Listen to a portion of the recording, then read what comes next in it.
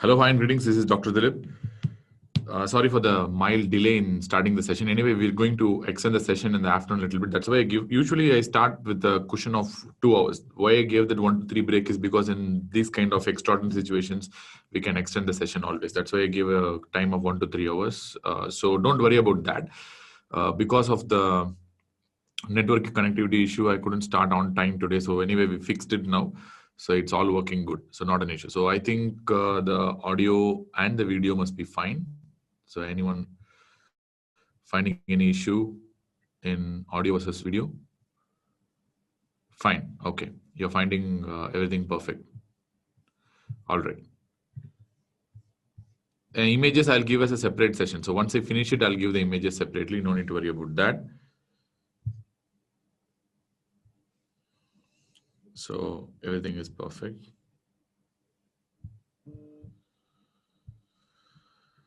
So let me open the image section as well before you start with.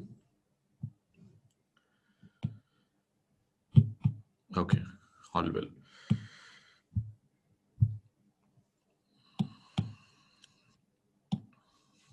Okay, so think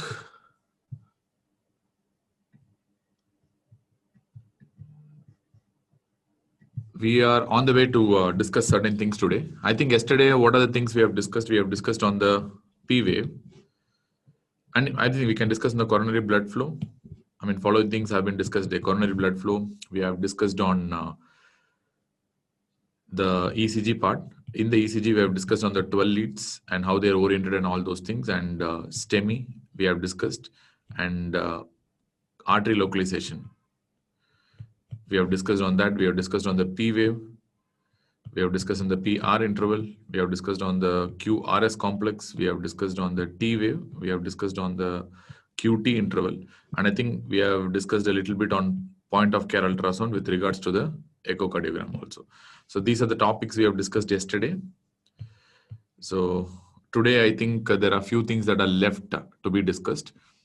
One of the few things that needed to be discussed is on LFB RS pattern 2-3 wave, RS pattern, how it forms.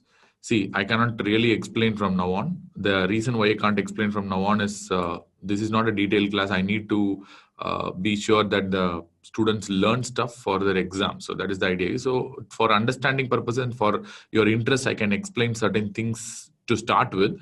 But if you keep on explaining things with regards to access and all those stuff, it will be unnecessarily a huge issue, because to understand why it forms RS pattern, you should understand the axis really. Axis is what the most important thing is, because why you have left axis in the case of LFB and why you have right axis in the case of LPFP. So if you understand that, then that is fine. So depending on where the tract is, depending on how the myocardium is activated. For example, in LAFB, the anterifascicle is blocked. Can we keep echo for exams? Is it really important? See, first of all, belongs to which category you are. Like, are you intern? Are you a post-intern? Are you a final year? Which year you are? Which year you are in? I think INRINR 98. So he's the one who asked. If you tell which year you are in, I can answer accordingly. You are a final year. Of course, there's no point in learning an echo for you, for your sake. I mean, it all depends again. I don't think echo is important for you. Echo need not be learned, according to my guess. But it is important for people who are appearing for institute exams. Suppose if you're writing a AIMS or a JIPMER exam or probably a PG exam, especially online exams, that becomes really important. At least they will ask the structures minimum. But apart from that, if you're a final year, 100% you can skip. So that's why it's very difficult for me to segregate, because there are a variety of students who are attending the class many times. That makes a lot of difficulty, especially when it comes to a subject like medicine. Because when you go to a basic subject like pathology, pharmacology, anatomy, no student feels something is not important. The reason is because some students, because that's a second year or third year subject. So, especially second year or first year subject, when you go to attend those subjects, even a final year feels, okay, they are basics, they are important for us. Even a second year student feels, yes, it's important for me because I have to attend the exam. But when it comes to medicine or surgery or any clinical subject, A second year or third year student, or probably even a final year student, always questions the importance of certain topics, whether this is important for me or whether that is important for me. Of course, like the information is never limited in subjects like medicine, or probably in any clinical subject like surgery, pediatrics, or your OBG. That too, especially when you consider a subject like medicine and surgery, leave the OG and pediatrics also, because there is a little limitation in that. But medicine and surgery has no limits, literally. You can ask anything and you can ask from everything. So that is where the problem is.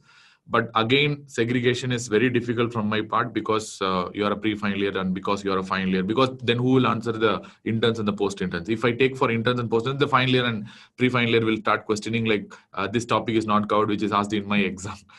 So there should be a common consensus that this is what we are going to discuss, and this is what is important for exam. So right now, it's been very clear.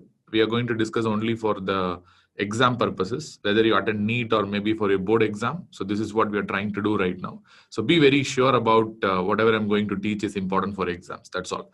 So it can come in some exam at least. List of topics will be discussed today. It depends on your understanding and your response to me. Because if you don't understand anything, there's no point in me discussing everything in a particular day. So again, I always take day by day. I don't really take as 10 days, this is what I'm going to finish off. In the sense, I do have a plan, but I don't really, 100% stick on to the plan. The reason is because, again, there is a lot of variations in hour to hour discussion itself, depending on how my mood is, depending on how students are responding. So a lot of things are there. And at the same time, what is the difficulty of the topic? All these things will decide the pattern. So today I'm planning to discuss on arrhythmias. If you are very good enough, yesterday's session, if you have understood Cavill, that's why yesterday has been extremely slow. Why I've been extremely slow yesterday is because yesterday is the first day of starting the class. You need to be oriented to how I speak. You need to be oriented to how I write. You need to be oriented towards in what way I'll be explaining. So once you get into my zone, then we can be a little fast. So from today, I'll try to increase the pace a little bit so that be a little attentive, so that we'll understand it much better. And thing is, like, there is some way where we can try to explain a lot of stuff and try to understand a lot of stuff. But when you go to a particular level, so when you go to the second or third day, certain things we can explain, but if you expect explanation for each and everything, then our application, MMS app, is the way. Obviously it will be uploaded, but slowly videos will be uploaded there, and there I'll be providing explanation for each and everything. If somebody asks LAFB, how can you tell it is a RS pattern? So that needs a lot of explanation. Let us go back to the app for that. And once the videos comes, you will be more oriented, especially if you're a final year or a pre-final year. Most of the times, the final year or the pre-final year is the one who's going to ask too many questions, especially because of multiple reasons. One thing, they're absolutely not oriented to any of this, because they are not seeing ECGs, they're not seeing echoes, they're not seeing patients, to be honest. They don't sit in the OPDs, they don't take rounds in the IP. So it's very difficult. So to get oriented and what's happening around, so it's very difficult for them to get. But an intern or a post-intern will not have any real problem, because they need like what they want. So again, it depends on how you segregate stuff, and let us come in unison and let us try to learn together. So whatever I tell, let it be important in that way. So let us start with it. I'll anyway discuss whatever is important. I'll giving the pathophysiology and the mechanisms, but whatever is not important, I'll just skip it off, because we don't want to waste time unnecessarily. Okay. So let us start with there are 2-3 things which I have not discussed yesterday. We have not discussed yesterday at all with regards to the certain things. First thing I'm going to start is the axis. Axis categories we have not discussed. What are the axis categories that we need to discuss? Like, we know that you have a left axis, right axis, extreme axis, and you have a normal axis. Suppose I told you have only 2 leads to know, that is 1 AVF. Probably lead 2 is what something you need to know, but not all the cases. No need to confuse with that. So let us start with the normal axis first. Lead 1 AVF will be positive, and you don't want to tell the causes really. And whenever you talk about the right axis deviation, lead 1 will be negative, AVF will be positive. And causes, a lot of causes are there. Can anyone tell any cause for right axis deviation?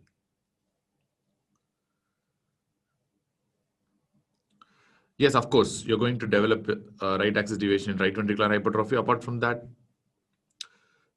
I'm talking from yesterday's course. Yesterday's, yes, LPFB, left posterior fascicular block. Then let us tell in the order of importance for exams. Yes, Priyadarshini has told the right answer. Pulmonary embolism. Pulmonary embolism is really, really important. Remember, again, right axis deviation is one of the basic requirements to diagnose a pulmonary embolism, especially if it's a massive pulmonary embolism. Remember, mild pulmonary embolism can have a normal axis also, but any massive pulmonary embolism is going to have a right axis deviation for sure. So you have to understand that. What else? Okay. So let us come to some other causes that are important for exams. One is the atrial septal defect. Atrial septal defect, especially if you think about something called the ostium secundum type of a defect, will have a right axis deviation only. That's really important. Have been asked multiple times in the exams. So after learning all these three things, there are some other important causes that you have to know about the right axis deviation. Anything that produces a vertical heart. These are other important things. What are the things that produce vertical heart? You can imagine yourself. The first thing that produces vertical heart is COPD. Like in COPD, because of the hyperinflation of the lungs, heart is normally like this in the chest. So yeah, so what will happen is because of the hyperinflation of the lung, heart will become more straight like this, which means it's turning anatomically towards the right. So that is the reason why you have vertically oriented heart in the setting of COPD. There are a lot of other things which can cause a vertically oriented heart, like for example, a massive left-sided pleural effusion. Left-sided pleural effusion, or probably even a left tension pneumothorax. Not ordinary pneumothorax, it should be a tension pneumothorax. So left-side tension pneumothorax are big mass lesion but rare. Whatever, it's anatomically shifts the heart a little to a more vertical orientation. So that can produce a kind of a right axis deviation, of course. And you can get in dextrocardia apart from that. Apart from the vertically oriented heart, you can get in dextrocardia. We know that the heart is going to turn towards the right.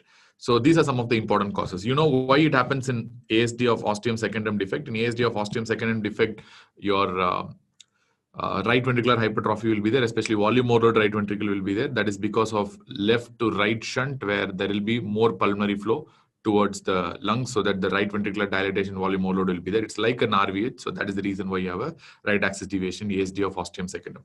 So these four are the most important for exams. Multiple times they have been asked.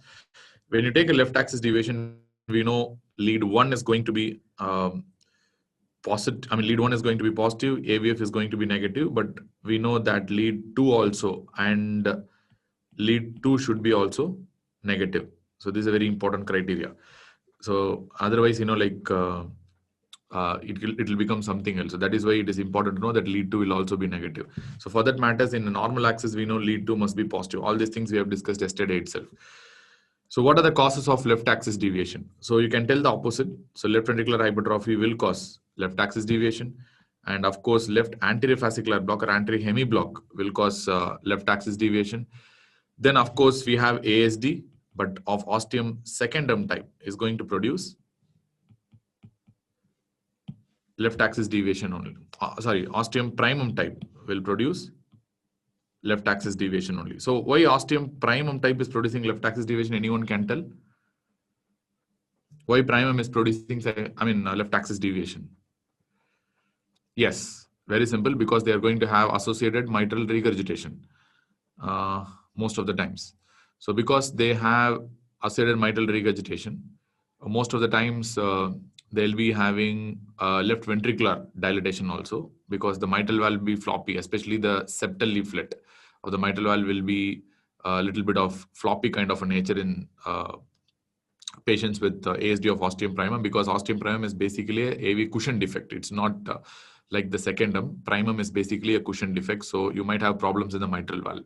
And second reason, there might be inherent conduction defects, and the most common inherent conduction defect that is associated with ostium primum is the left anterior fascicular block. So that is also one reason why your left axis deviation is seen in ostium primum kind of a defect. But nevertheless, the cause is really, really important. And apart from that, you can get left axis deviation in the setting of congenital conditions like tricuspid atresia. Why in tricuspid atresia you should develop left axis deviation? Because the right ventricle will be underdeveloped. The blood flow will not happen to the right ventricle in the setting of a tricuspid atresia. Because of that, you might result in underdeveloped right ventricle. Because of that, there will be no right axis. Instead, it will move towards the left. So that's why you have a left axis deviation. And majority of the AV canal defects, for example, a complete AV canal defect will have a similar effect.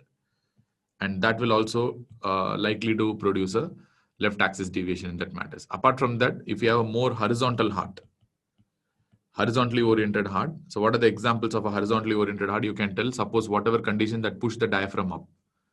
Yeah, whatever condition that push the diaphragm up. Obesity means we are talking about central obesity. I mean, expression. No, don't talk about normal physiological things. What are the conditions which move the diaphragm up? I mean, one fellow told obesity already. Then what else? Like see from abdominal conditions. Ascites, yes, severe ascites can produce. Pushing the diaphragm up, more vertical oriented heart move towards the left. Then pregnancy, of course, yes. Pregnancy pushes the diaphragm up because of increase in the abdominal pressure, so that your diaphragm moves up, so the heart becomes more horizontally oriented and moves towards the left. I mean, a lot of other causes you can tell, but if you really want to tell, you can tell only pregnancy and ascites. Pregnancy and ascites. Some two special causes are there, which is always to be known with regards to right axis deviation and left axis deviation. What are the special causes with regards to right axis deviation? One is tricyclic acid, not tricyclic acid, that is the TCA drug, like amitriptyline toxicity. TCA toxicity. So that will have a right axis deviation. That has a huge impact as far as exams are concerned, because many times you have unexplained right axis deviation in an already depressed patient. That's a clue in exam. So that is clearly suggestive of a TCA toxicity. Yes, TCA poisoning. Very, very important point. So many, very, very common in exams, especially I think in one of the AIMS exams, they asked that question. They have gave a depressed lady came with an ECG showing an arrhythmia. It had a severe right axis deviation. So the clue there is history of depression, ECG showing a right axis deviation with a deep S wave in lead one. Very clear. We are dealing with the TCA toxicity. It can mimic a ventricular arrhythmia. So that's a separate category. That TCA toxicity is a separate category. So no need to worry about that. Just see the right axis deviation ECG, history of depression is there, patient coming with the ventricular arrhythmia like picture. Always go for TCA toxicity in the exam. That's the answer.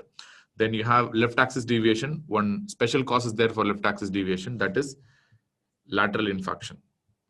Inferior infarctions. Inferior infarctions can produce left axis deviation. Similarly, lateral infarctions can produce right axis deviation. So when you take a STEMI, lateral infarcts will produce right axis deviation, and inferior infarcts will produce left axis deviation. So exam is all about knowing this kind of like small causes. It's not about knowing dextrocardia produce right axis deviation. That you can guess in the exam very easily. Even if you don't study that and go, it's easy to guess that.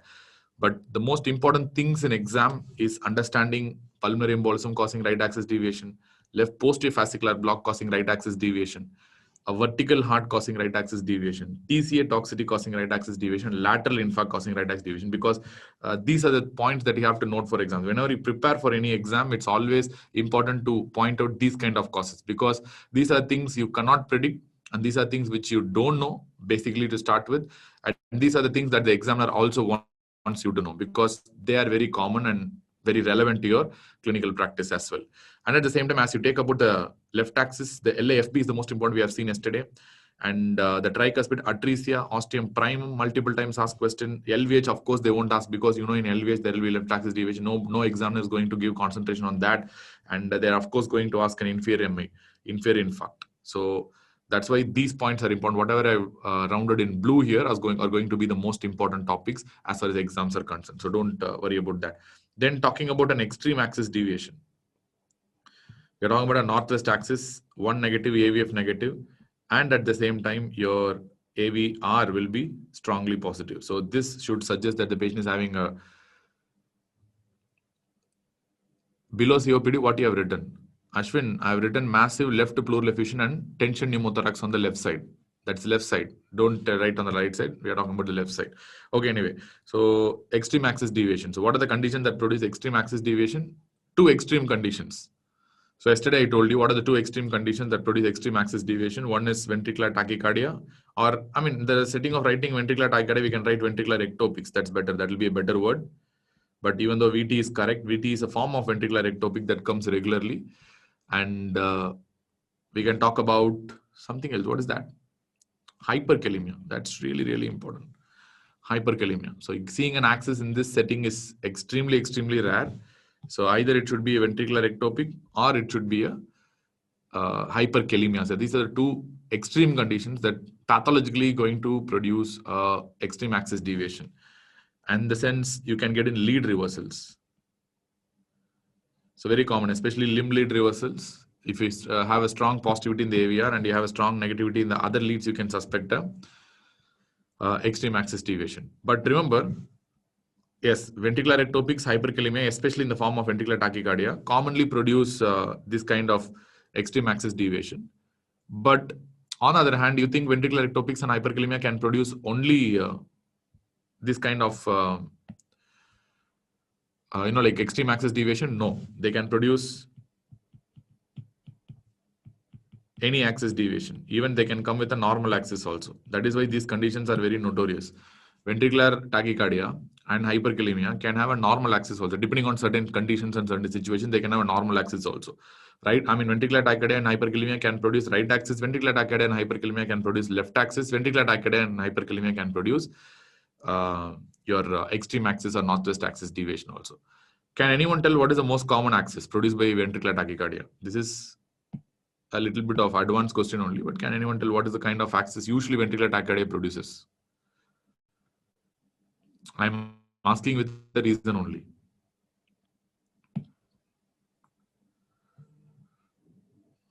Any guesses? Extreme axis, right axis, northwest axis, many things I'm getting, but I'm not getting one axis. Only one fellow told the right answer, that is left axis. Left axis is the usual axis that ventricular tachycardia produces. I mean, there's a study which tells that 53% the axis in ventricular tachycardia is supposed to be left axis deviation only. They won't really produce a right axis or an extreme axis that commonly compared to the left axis. So why I'm telling is that underscores the importance of one very important thing that many students think ventricular ectopics means they should cause only northwest axis or extreme axis deviation. No. Ventricular ectopics and ventricular tachycardia can produce any axis. In fact, left axis is going to be the most common, not the extreme axis, which means not all the times you will see northwest axis or extreme axis with ventricular tachycardia.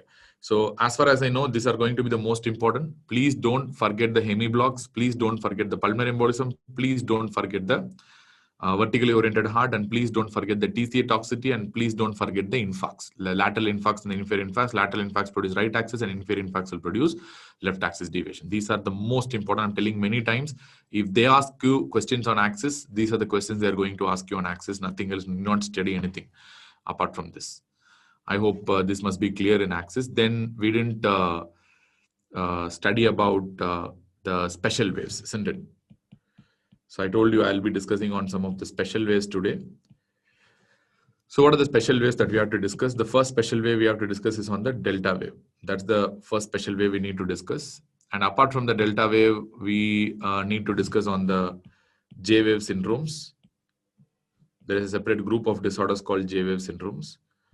And I think epsilon wave will come under the J wave syndrome. So I can put entire special waves under two headings. One is the delta wave and second is the J wave syndromes. So let us start our discussion with the delta wave first. Delta wave. So where will you see the delta wave? This is a very silly question, I know that, but everyone should be knowing this, isn't it? Where will you see the delta wave? Yes, of course, you are going to see in Wolff-Parkinson-White syndrome, which is a condition that is going to produce something called an accessory pathway. Which is a condition that's going to produce accessory pathway, Wolff-Parkinson-White syndrome. So what is this accessory pathway and where it is located is a question, and what are the things that they are going to get in the setting of an accessory pathway. So usually the accessory pathway is named as something called as a bundle of Kent. That's what the pathway has been named as, bundle of Kent. And what this bundle of Kent is going to do. So for example, if you take a normal heart, let us take a normal heart. In a normal heart, the ventricular conduction should happen only through the AV node. And you have a bundle of his, and you have left side, anterior fascicle and the posterior fascicle, and along with it you have a left bundle branch. And on the right side, you have a right bundle branch. All right, this is how it's going to be. And the only communicator from the atrium. So atrium depolarizes, AV node will be stimulated, and only you communicate to the ventricles through the AV node. And AV node is going to act as a sort of like a guardian to the ventricles, which protects the ventricles against any sort of arrhythmic effect of the atrium. But what happens in Wolff-Parkinson-White syndrome is a sort of, you're going to get an accessory bundle. So beginners to start with, you're going to get an accessory bundle. You have an AV node, of course. These patients do have a normally developed conduction pathway, even though they have some aberrancy, but that's not our point of discussion now. So you have it, okay, like a normal conducting pathway. But apart from that, these patients are going to have a sort of an axillary pathway that just connects the atrium with the ventricles.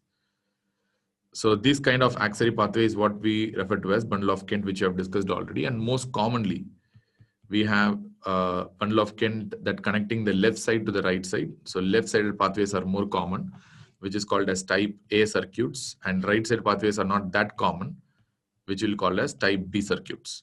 So that's why, for understanding sake, I've drawn the left-sided pathway here. What really happens here is whenever the atrium depolarizes, now the impulse is not only reaching the AV node, the impulse also will be reaching the bundle of Kent as well. Suppose if the impulse reaches the bundle of Kent, remember, I mean, there are a lot of variety of this axillary pathway, and one of the common thinking about the bundle of Kent as far as the beginners are concerned is they will always think that the bundle of Kent means they are going to conduct fast. No, there are benign pathways and there are some malignant pathways also, which means they can conduct faster or they can conduct slower.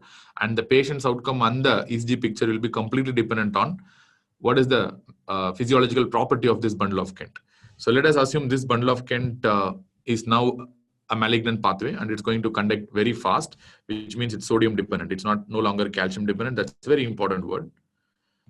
Like all other conducting pathways, like your bundle of his, Purkinje fibers and all other stuff, this bundle of Kent is also now sodium dependent. The reason why AV node is slow, because it is a calcium dependent pathway. Now bundle of Kent being a sodium dependent pathway, and it has a transmitting ability of 1:1. That's a very important thing, because AV node will not produce 1:1 at all stages, which means AV node at lower rates, they can conduct in 1:1 ratio, but higher rates, they'll become 2:1 or 3:1, because they are not fast. They're going to be slow, and they're going to slow down, and they're going to block certain impulses from the atrium in the setting of arrhythmia.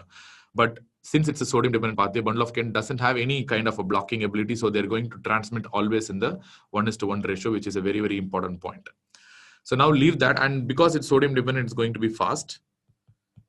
Because it's fast, the impulse that is coming to the AV node will stay in the AV node for some time. So let us assume it is blocked the impulse for some time. It will take some time for the impulse to get conducted across the AV node.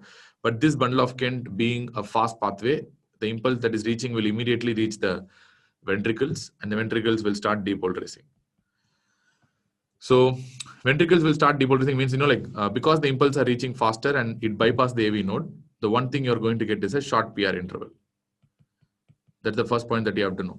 So remember here, if you take, this is a normal entity, if you take a P wave and you're going to get a nice PR interval and you get a QRS complex. So why you have the PR interval? Because you have the AV nodal delay.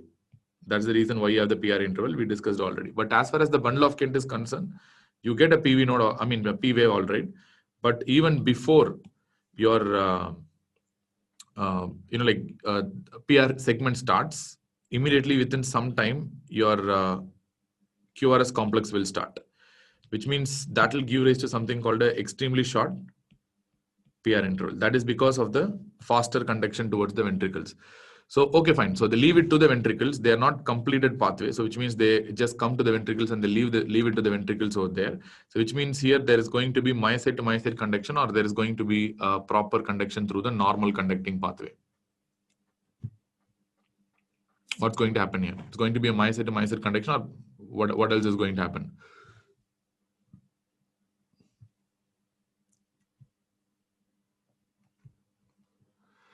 Yes, there's going to be myocyte to myocyte conduction, because this area is a myocyte to myocyte conduction. you're going to get a initial initial slurred QRS or initial slow conduction. That is because of myocyte to myocyte conduction. Because it's conducted initially slowly, there will be a slurring in the QRS. Slurring in the QRS, and this will result in the formation of a delta wave. This will result in the formation of a delta wave. So initially there will be slow conduction, that is myocyte to myocyte. And by the time some of the ventricle is getting depolarized through myocyte to myocyte conduction, the normal AV nodal delay would have got over by the time. And now the impulse will be traveling through the normal conducting pathway, and that will result in a normal QRS to start with. So which means only in the initial portion. So this initial portion, which I mentioned in green here, is going to have a myocyte to myocyte conduction. We know that. Myocyte to myocyte conduction. And that is the thing that is going to really result in the development of that something called a delta wave. So the delta wave signifies myocyte to myocyte conduction that happens in the initial part of the QRS formation because of the presence of the axillary pathway, and that's what we refer to as something called delta wave. Later on, the normal conduction will take over, and that will produce a normal QRS. So because here the depolarization is abnormal, remember, because the depolarization is abnormal, there can be repolarization abnormality in the form of T wave inversions and ST segment depressions and all, because it's probably something called a depolarization abnormality. So you have a repolarization abnormality. Remember, that's what in the morning I found a question in the group. They are asking what is primary T wave changes and what is secondary T wave changes. So primary T wave changes, very simple. Yesterday, I think I've described this. It's due to ischemia and injury to the myocardium. When you talk about a secondary T wave changes, it's usually due to a depolarization abnormality. Because the sequence of depolarization is abnormal, there can be a repolarization. I'm not telling always there will be a repolarization abnormality. There can always be a repolarization abnormality after a depolarization abnormality, which is really possible. Because of that, you might get a T wave inversion, and that is what we refer to as a secondary T wave changes. The best examples for understanding a secondary T wave changes is something like a left bundle branch block, or typically a pre-excitation syndrome like Wolff-Parkinson-White syndrome. So why Wolff-Parkinson-White syndrome is typically like a pre-excitation? Because even before the AV node starts exciting the ventricles, the bundle of Kent excites the ventricles. That is why it's referred to as something called a pre-excitation syndrome. It's one of the types of pre-excitation syndrome. In fact, anyone with this kind of accessory pathway may have a, like this kind of a pre-excitation. All right. But somebody is asking why it takes normal after that. That is because initially you have a myocyte to myocyte conduction. So once, it slowly starts conducting through the myocyte to myocyte, suddenly, your AV node delay would have got over by that time. And now the ventricles are, conducted through the normal conducting pathway. Okay, it's behind my head. Okay, I should not write in this zone then. Okay, so now you can see. Okay, sorry, I should not write on the right side then. I didn't say anything. Okay, so will QRS duration to widen? Yes, of course, it depends on the severity. So because you can see that the initial portion of the QRS is slurred a little bit, you might get a wide QRS, but that's not always an option depending on the pathway characteristics, as I told you.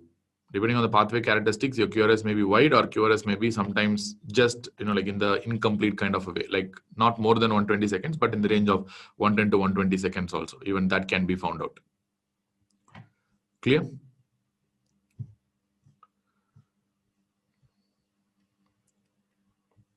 Understood or not? Clear.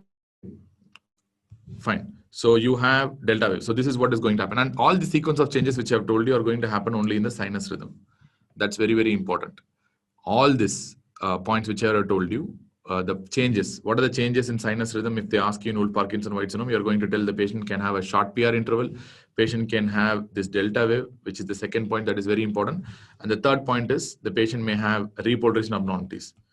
T wave inversions, ST depressions possible. These are secondary changes due to repolarization abnormalities. Secondary changes due to repolarization abnormalities. That is possible. And fourth thing is the wide QRS, which is also possible. So these are the four quintessential points that you need to know as far as the Wolff-Parkinson-White syndrome is concerned. And remember, all these changes are discernible only in the sinus rhythm. If the patient goes for some kind of arrhythmia and tachycardia, these changes may not happen in the first place. So you have to be really clear about that. Be very careful. Clear? But I told you there are pathways are there. How to find out the type of pathways? Because there are many types of pathways are there. So if you want to localize the site of pathway in Wolff-Parkinson-White syndrome, once again, you need to know certain basic stuff. Like I'm going to take 1D1 and AVF. These are two things that will really tell what is the site of the pathway. So for example, you have left-sided pathways. For example, you have a left lateral pathway, and you also have something called a left septal or left posteroseptal pathway, otherwise referred to as left posterior, left posteroseptal. Then you have the right posteroseptal pathway, right septal or posterior pathway. And finally, you have the right lateral path, anterior right lateral pathway. This is also referred to as anterior pathway. So in this, if they ask you the most common, left posteroseptal pathway is the most common of all. Previously, we have discussed that left-sided is the most common, and left posteroseptal is going to be the most common among these four if you subdivide these pathways. So what are going to be the changes in 1 and AVF? First, tell me what will be the axis with regards to the left-sided pathway. If it's a left-sided, what will be the changes? Not V1. Let us write V1 here. So when you talk about the left, what will be the, yesterday we discussed this already. What will be the V1 change if it's a left-sided pathway? I think we have discussed this already. Yes, it's going to mimic an RBB-like pattern. So if it's going to be RBB-like, what will be the change in V1? V1 will be positive or V1 will be negative? Yes, V1 is going to be positive. So here also V1 is going to be positive. Suppose if you're talking about a right-sided pathway, what kind of pattern you will get? If it's a right-sided pathway, you're going to get LBB kind of a pattern. Okay, yesterday we discussed already. If it's LB kind of a pattern, what is the V1 deflection, negative or positive? Yes, V1 deflection is going to be negative, of course. So first, you need to know whether it's left-sided or whether it is right-sided. So that's what the idea is. And now, interesting thing is, if you're talking about AVF, 2-3 AVF, so now I'll tell you one more idea. Suppose if you're having posterior pathways. So, don't come to conclusion, don't answer anything now, please. So just tell me what will be the thing you will get in left anterofascicular block. What will be the deflection? Don't you get anterofascicular block, you're going to get left axis deviation. What will be the pattern in 2-3 AVF? What will be the pattern in 2-3 AVF? What is the pattern in 2-3 AVF in left anterofascicular block? Okay, RS pattern. RS pattern means it is negative or positive. Answer sequentially. RS pattern is negative or positive? RS pattern is negative. So answer me the next question. Anterofascicular block means the conduction will happen posteriorly or anteriorly? Conduction will happen posteriorly or anteriorly? Posteriorly. Suppose if you have a posterior pathway, 2-3 AVF will be negative or positive?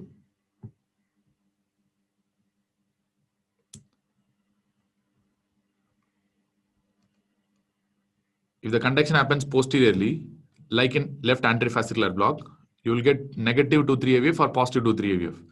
Negative 2-3 AVF. So you will get a negative 2-3 AVF, which means AVF will be negative here. So that's suggestive of a posterior pathway. Now, you know that, if you want to have a lateral pathway means AVF should be positive. That's all. So this is how you localize the pathways exactly. Do you understand what I'm trying to tell? This is a very easy way to find out where the pathway is located typically, whether it is located in the posteroseptal region or located in the lateral region. Are you understanding or not? Are you understanding or not? Clear? Yes? Yes, that's all. So now you know exactly where to localize the site of pathway using your standard 12 lead ECG itself. Let us go to an ECG where I can show you the Wolff-Parkinson-White syndrome. Where is that?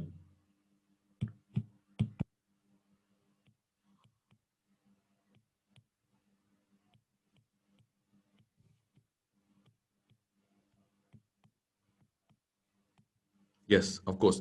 This is one example of Wolff-Parkinson-White syndrome. typical example, and you'll not be able to see such a good example in reality, to be honest. So let me ask you a question. How it is Wolff-Parkinson-White syndrome? First of all, you can see the P wave here and see the PR interval here. So how short the PR interval is?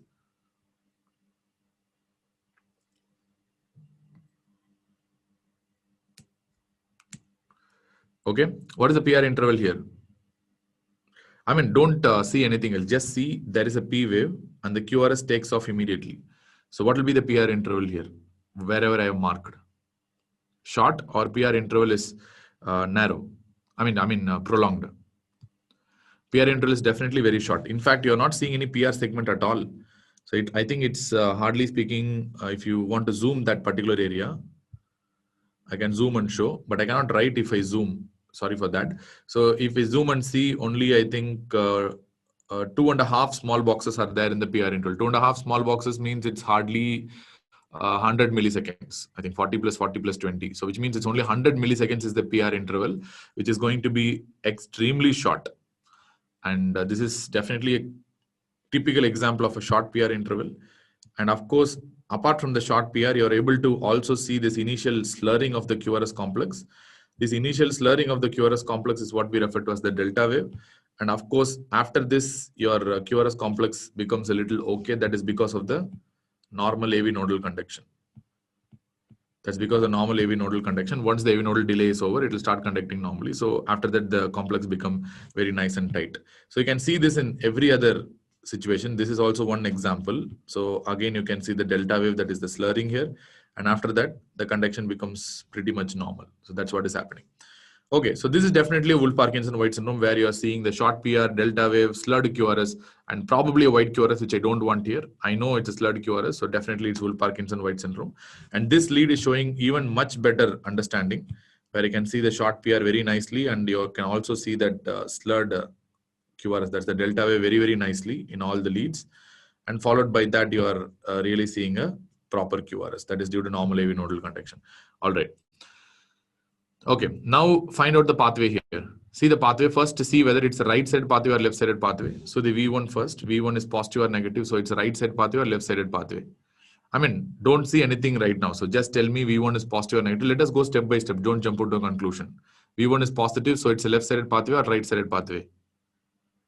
V1 is positive means it must be a right bundle branch block pattern. If it's an RBB kind of a pattern, it's a left-sided pathway or right-sided pathway. It's a left-sided pathway. Clear? So it's a left-sided pathway. So we have come to a conclusion that's a left-sided pathway. So we need to know it's a septal or lateral. Septal means we need to know whether it's posterior pathway or anterior pathway, lateral pathway. How will you differentiate that? So see the 2,3 AVF. 2,3 AVF is negative or positive? Here see 2 AVF. So 2,3 AVF is negative or positive? 2,3 AVF is positive. If 2,3 AVF is positive and 1 AVL is negative, if 2,3 AVF is positive and 1 AVL is negative, so it mimics a posterior fascicular block pathway or anterior fascicular block type of a pattern. It is mimicking an anterior fascicular block type of a pattern or posterior fascicular block type of a pattern.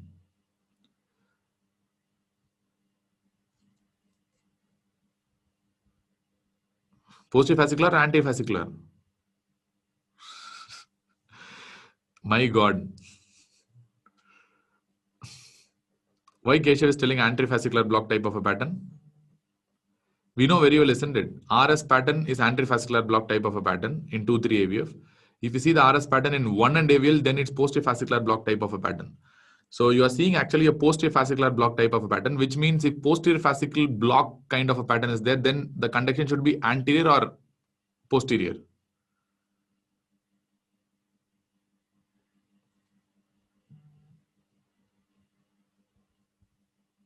Conduction be anterior, right?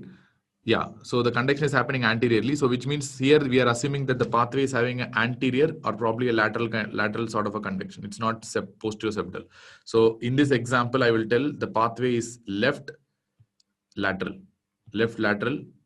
axillary pathway. That is the answer here. Left lateral axillary pathway. Clear?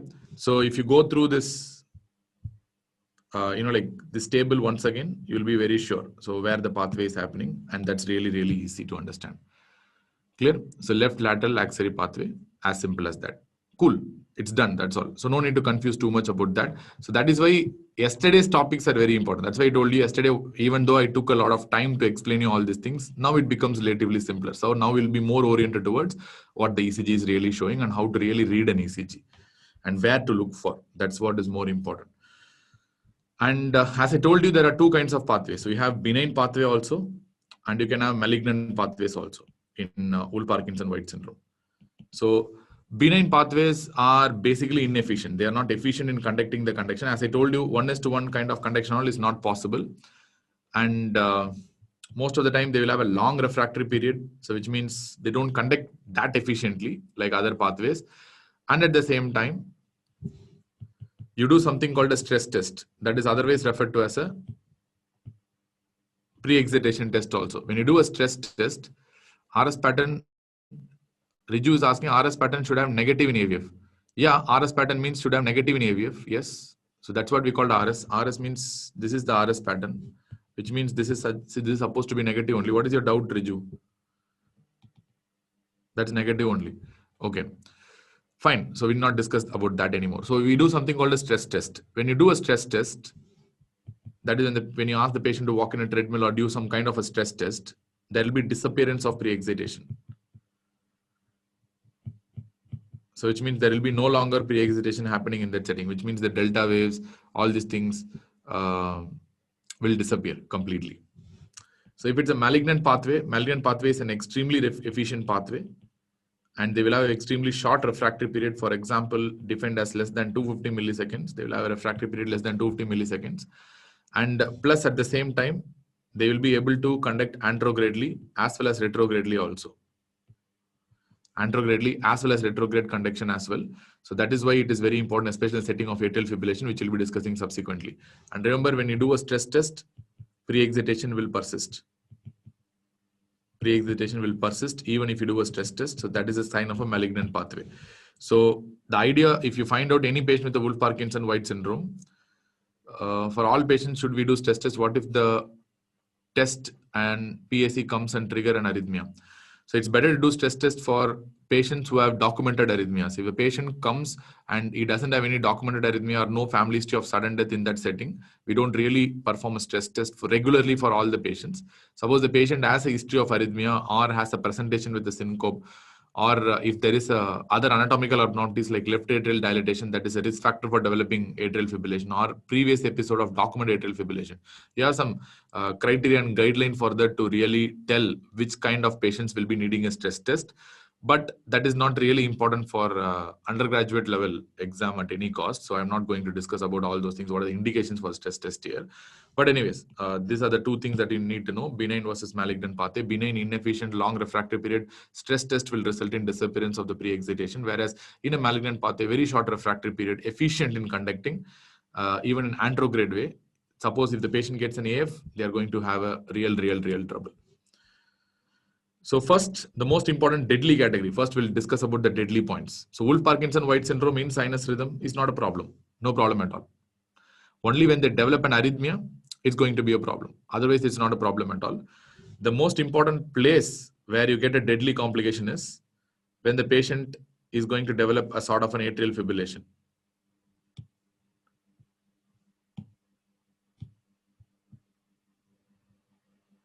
Patient is going to develop a sort of an atrial fibrillation. So for example, let us assume this is the AV node, and these are the normal conducting pathways, and this is the bundle of Kent. Okay. Suppose if the patient develops atrial fibrillation, we know the left atrium is the source, and almost let us assume the 500 impulses are coming. So if there is only AV node, no problem at all, because AV node is never going to conduct all these 500 impulses, and AV node is going to let out only probably 100 or 110 or 130, maybe maximum 150, 60. That's the ability of the AV node to conduct. Even 500, even 1000 you've sent, doesn't matter. AV node does not conduct that much because it's slow and it can conduct only at a particular rate. It cannot do beyond that. But you know very well, if the impulse also reaches this axillary pathway, and let us assume this axillary pathway is malignant pathway, which means they can conduct anterogradely. and they can conduct in 1:1 ratio, and they can conduct anterogradely, and they have a very short refractory period of 250 milliseconds. So which means they can conduct at 1:1 ratio. That's the final take home point. If they are going to conduct at 1:1 ratio, then it's going to be a catastrophe here, because there are some impulses. Let us say like probably around 250 is reaching the AV node and 250 is reaching the what is that? Bundle of Kent. So in this setting, if 250 reaches the AV node, we know AV node is not going to conduct all the impulses. So how many impulses that will be conducted by the AV node will be approximately, let me take, that's I'm taking hypothetically, maybe around 120, let us assume. That's the amount of impulses that are conducted by AV node. Let us assume it's 2:1 conduction that is happening in the AV node.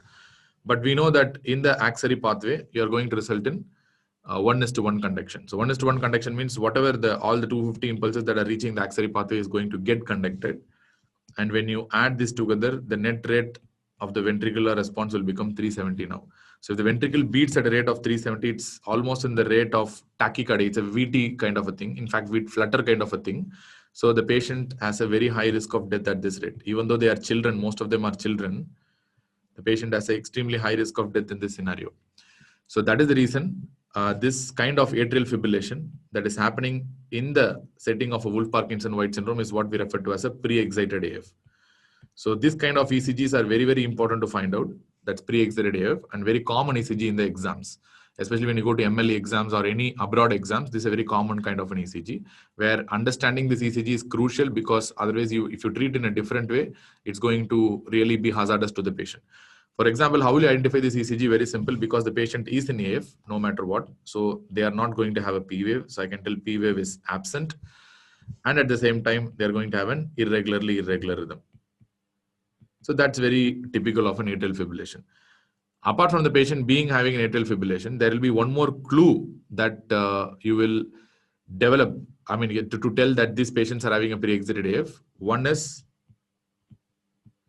first point is the rate of around 300 plus.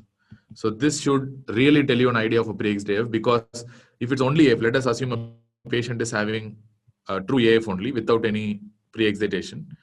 So we know in the setting of an isolated AF, whatever may be the impulse, even if the impulse comes at a rate of 500, doesn't matter. If there is no pre-excited pathway, the patient is going to have a ventricular response of probably around only 120, probably, or maybe 160 max. So this is going to be the maximum response, ventricular response. Even if there's a tachycardia, this will be the response. But on the other hand, if the patient is having a rate of 300 plus and having atrial fibrillation, so you have to be really serious, because if it exceeds this rate, then you have to be very serious about it. And there is to be some axillary pathway that is conducting the atrial fibrillation impulses. Point number one. Second point that will tell you the clue regarding the pre-excited AF is, so now you are going to answer. I told you there are some impulses which travel down the AV node. If they travel down the AV node, means they are going to travel through the normal conducting pathway. If they travel through the normal conducting pathway, what will be see, Riju, please move ahead of that. If you have any doubt, you message me personally later on. So no need to keep sticking on to QR, RS and all these things. People have understood that. And if you didn't understand, ask your friends first and then come back to me. We'll get it later on. Clear? So, and at the same time, I'll always recommend, if you don't understand something, don't keep hovering around that point. Otherwise, you will only be listening to that and thinking about that, and you will not listen to anything else after that. Fine. Ishan is asking, pre-excited AF is equal to AF with axillary pathway. So yes, correct. So pre-excited AF means AF with axillary pathway. Fine. So my now question is, like, if the impulse is conducted down the AV node, like into the ventricles. So if it's traveling down the AV node, means what will happen if they are conducted through the normal conducting pathway? This will have a narrow QRS or a wide QRS. If the impulse is conducted down the normal conducting pathway, down the AV node into the ventricles. So these impulses will be having a narrow QRS. Of course, yes, you're correct. And there are certain impulses that are conducted down the axillary pathway. If they're conducted down the axillary pathway, it is myocyte to myocyte conduction here. So these impulses that are traveling down the axillary pathway will have a wide QRS or a narrow QRS. Wide QRS. You'll have wide QRS, right?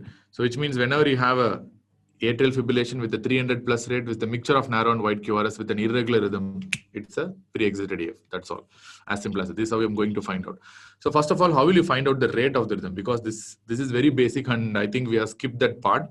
We should have talked about how to find out the rate of the heart ventricular response in the ECG. So whenever I talk about the rate, remember when you talk about a pulse rate, then that's fine. But when you're talking in the ECG terms, like you have to talk about the P wave rate and you have to talk about a QRS rate also. P rate and QRS rate. P rate will tell you the atrial rate or atrial response. QRS rate will tell the ventricular response, ventricular rate. But what we really need is the ventricular rate. Whatever stupid the atrium does, we don't care. We want the ventricular response only because that is the one that is associated with problems. So ventricle is the one that is a real hero, because that is the one that is going to pump the blood out into your vital organ. So ventricular response is the most important. So if you really want to find out the ventricular response, you need to look at the QRS complex. So which means the RR interval is very important. Suppose you take the RR interval, and there is a formula that you have to see the number of large boxes between two RR intervals. So in this example, I have 4 large boxes hypothetically in this example. So the formula tells like 300 divided by number of large boxes between two RR intervals. So that is the idea. Remember, this formula will tell you rate between any two QRS complex. It will not tell the overall rate of the ECG. If the rhythm is regular, then this formula is very good. The rhythm is regular, then this formula can tell the overall heart rate in the ECG also, because it's regular, so everything is going to be the same. But if the rhythm is irregular, this formula cannot tell you the overall rate. But this formula has one important advantage. It can tell you the beat to beat rate. For example, if there are 2 rates happening irregularly, like one QRS complex and I have another QRS complex here. So in this example, I'm having 3 large boxes here and I'm probably having 5 large boxes here. So it can tell you beat to beat rate. For example, in this example, hypothetical example, I'm having a heart rate of probably around 100, because 300 by 3 is 100. In this hypothetical example, I'm having a heart rate of probably around 60.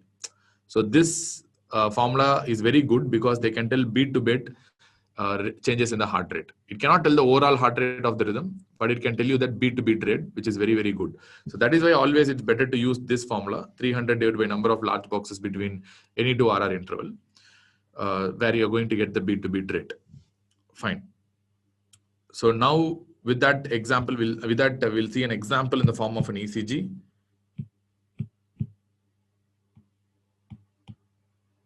Yeah. So this is a characteristic example that I want to show. So first of all, I need you to tell whether it's a tachycardia or not in the first place. Whether it's a tachycardia or not in the first place, yes or no? Okay. So there should be some clinical history that's really, really important. So what's the clinical history that we need to know? So usually the child, there will be the typical example in exam will be a child who's coming with sudden onset palpitations or a syncope. Palpitations or a syncope. So this is how the child will present usually, maybe 5 years, 10 years old child. I mean, there are a lot of ways to tell the heart rate. Shikhar Mishra is asking how to tell heart rate in irregular rhythm. Why you need to really tell heart rate in irregular rhythm? At places, if you find that is more than enough. We need not actually have overall heart rate except for certain circumstances. When I'm talking about atrial fibrillation, there I will tell you. No need to worry about that right now. So, okay, fine. You have palpitations and syncope. This is how they're going to present. And this rhythm is basically irregular. First of all, you know that. So you can see the gap here. You can see the gap here. And you can see the gap here. So of course, this rhythm is definitely irregular. By vision itself, you can tell it's irregular. And what is the rate of the rhythm? Take the smallest area. So before going into something, take the smallest area. Let me show you a region where you have to take. So take this area and tell me what will be the probable heart rate at this zone between these 2 beats. Probable heart rate at that area. Probable heart rate at that area. 300. So that itself proves, like the patient is having no P wave. I don't think you can demonstrate any P wave anywhere here in the rhythm. There's no P wave. And the heart is beating at a rate of 300 and it's an irregular rhythm. The problem here is if you diagnose this patient as a simple atrial fibrillation, you are absolutely wrong, because AF cannot beat at a rate of 300. We know that. Ventricular response can't be 300 in AF. So there must be something else. So this straight away, it's a pre-exerted AF only. But let us see for some other evidences for pre-exerted AF, where I think you can see there are some areas where you can see mixture of normal as well as white QRS. It may not be there in all the patients, but you can see. So this probably is likely to be a normal QRS. I can see here. So one QRS likely to be normal, but there are many areas where I'm seeing white QRS. There are one area where I can see a normal QRS, and there is a mixture of many different QRSs coming on. So that's an evidence of a normal and a white QRS that is mixed together. So definitely this is supposed to be a pre-exerted AF for sure. So, but in exam, finding out this is really, really easy. If you see a patient with a probable atrial fibrillation, but beating at a rate of 300, always suspect a Wolff-Parkinson-White syndrome or a pre-exerted atrial fibrillation, because a routine atrial fibrillation can't beat at a rate of 300. You might be asking me, could it be a ventricular tachycardia? So that's what many people, yeah. I mean, you might be asking me, like Riju is asking, could it be a ventricular tachycardia? No. You should not diagnose delta wave. Delta wave and all is not there because that all will disappear in a wide complexism. So it's not answer about the delta waves there. So could it be a ventricular tachycardia? That's the question. Remember, ventricular tachycardia will be regular. So it is not possible to have ventricular tachycardia here. Ventricular tachycardia won't look like this because ventricular tachycardia will be absolutely regular. VT will be more broad QRS, not like that. Alex is telling VT should have more broad QRS. No. VT can have a narrow QRS. There are a lot of ventricular tachycardias which I'll show you subsequently will have a narrow QRS also, which will not have a wide QRS, like fascicular VTs and all. So I cannot really tell it's not a VT. But one point that strongly goes against ventricular tachycardia is the fact that VT is supposed to be regular, whereas this is an irregular. So it must be a pre-exerted AF. There is no other option. I mean, final take-home point is very simple. How much ever you argue, the final take-home point is only one. If you see a picture kind of an AF beating at extremely high rate like 300 and 300 plus, it is pre-exerted AF only. There's no doubt about that. Because no other picture will mimic this, according to me. There's nothing else that you can diagnose in exam. So it's a very easy thing. Is it clear? So that we can move on to the next topic.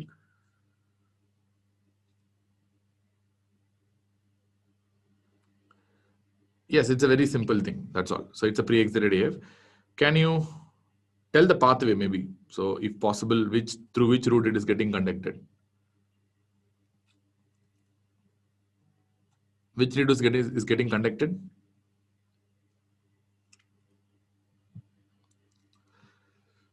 Okay. So this V1 is negative or positive? Negative. So it's right pathway because it's showing a left bundle branch block pattern. Because it's showing LB pattern, it must be a right-sided pathway.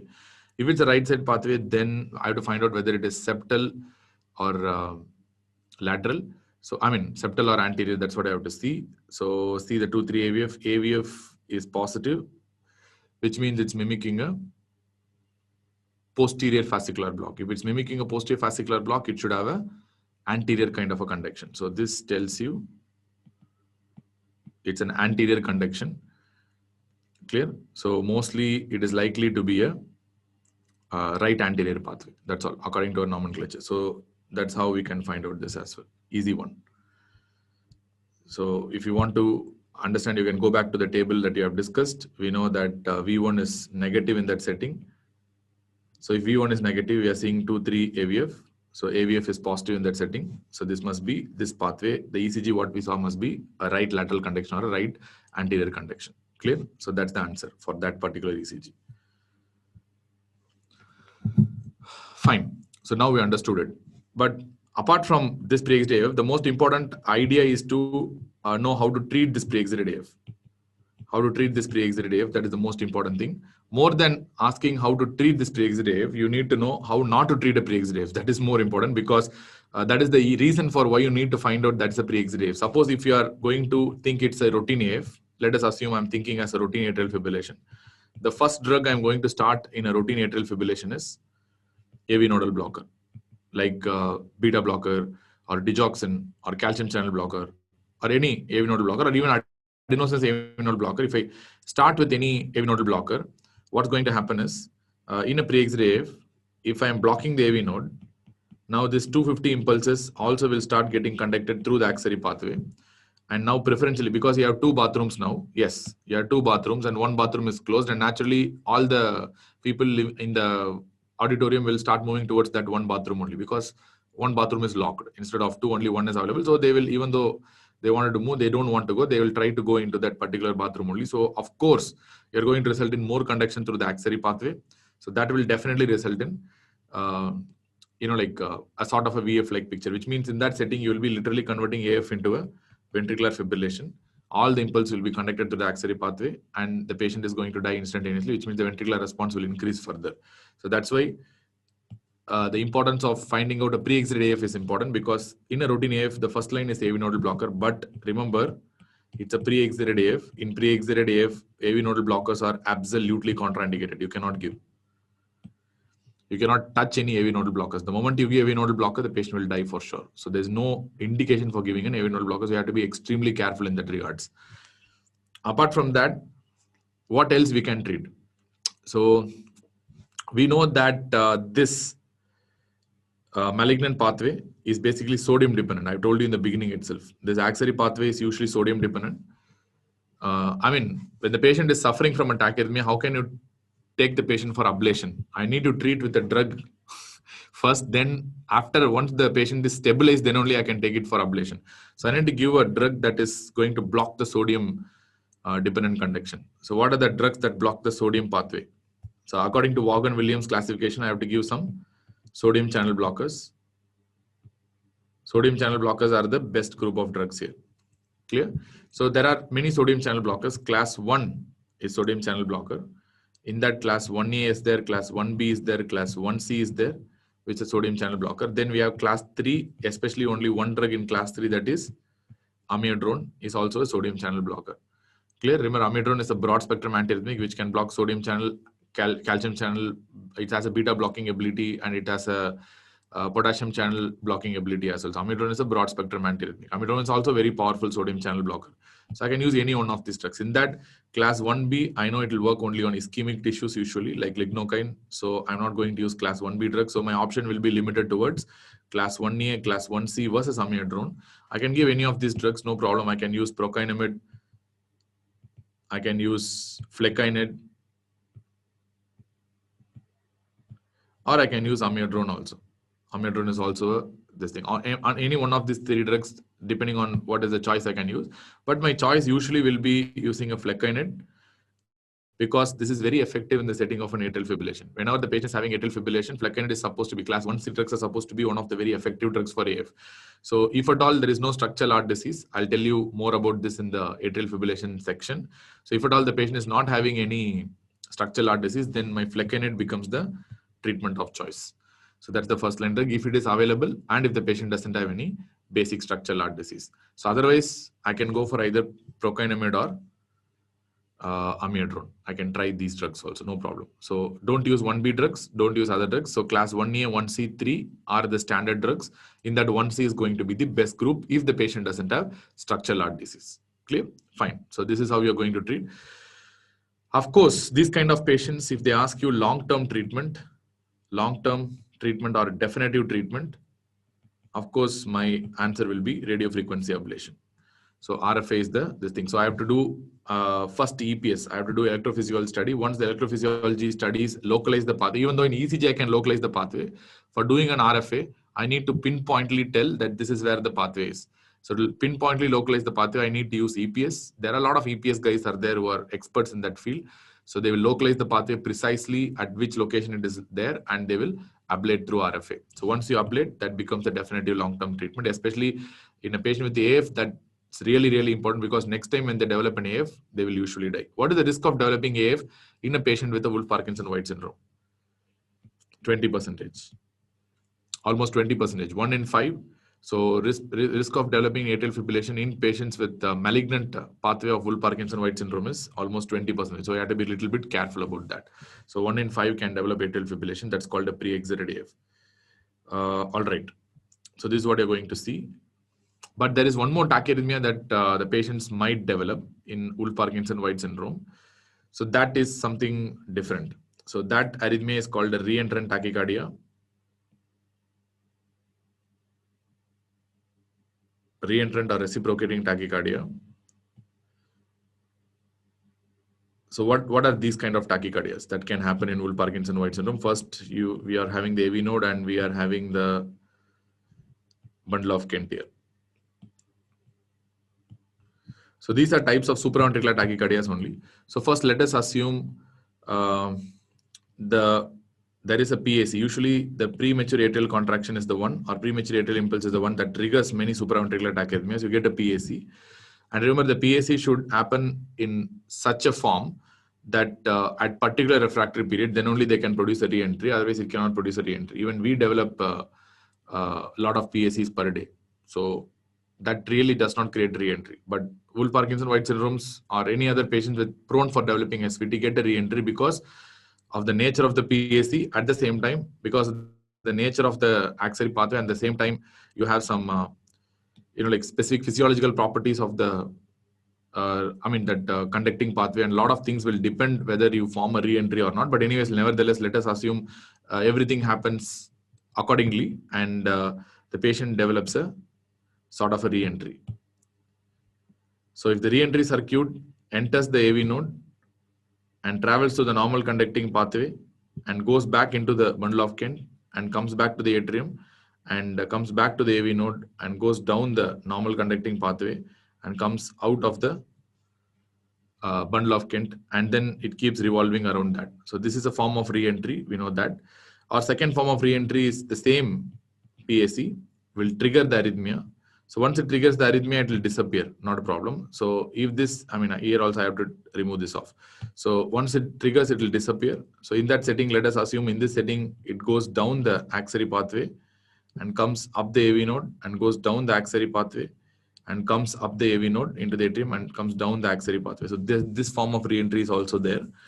So both are actually AVRT only. So what do you mean by AVRT? This is atrioventricular reentrant tachycardia, or otherwise you can call it as atrioventricular reciprocating tachycardia, because here the reentrant tachycardia is between the atrium and the ventricle. So this is the atrium and this is the ventricles. Because the re-entry is between atrium and the ventricles, it's called a atrioventricular reciprocating tachycardia or atrioventricular reentrant tachycardia. So the problem with this kind of re-entry circuits is every time they produce this sort of a re-entry, they are going to release one impulse into the atrium and one impulse back into the ventricles.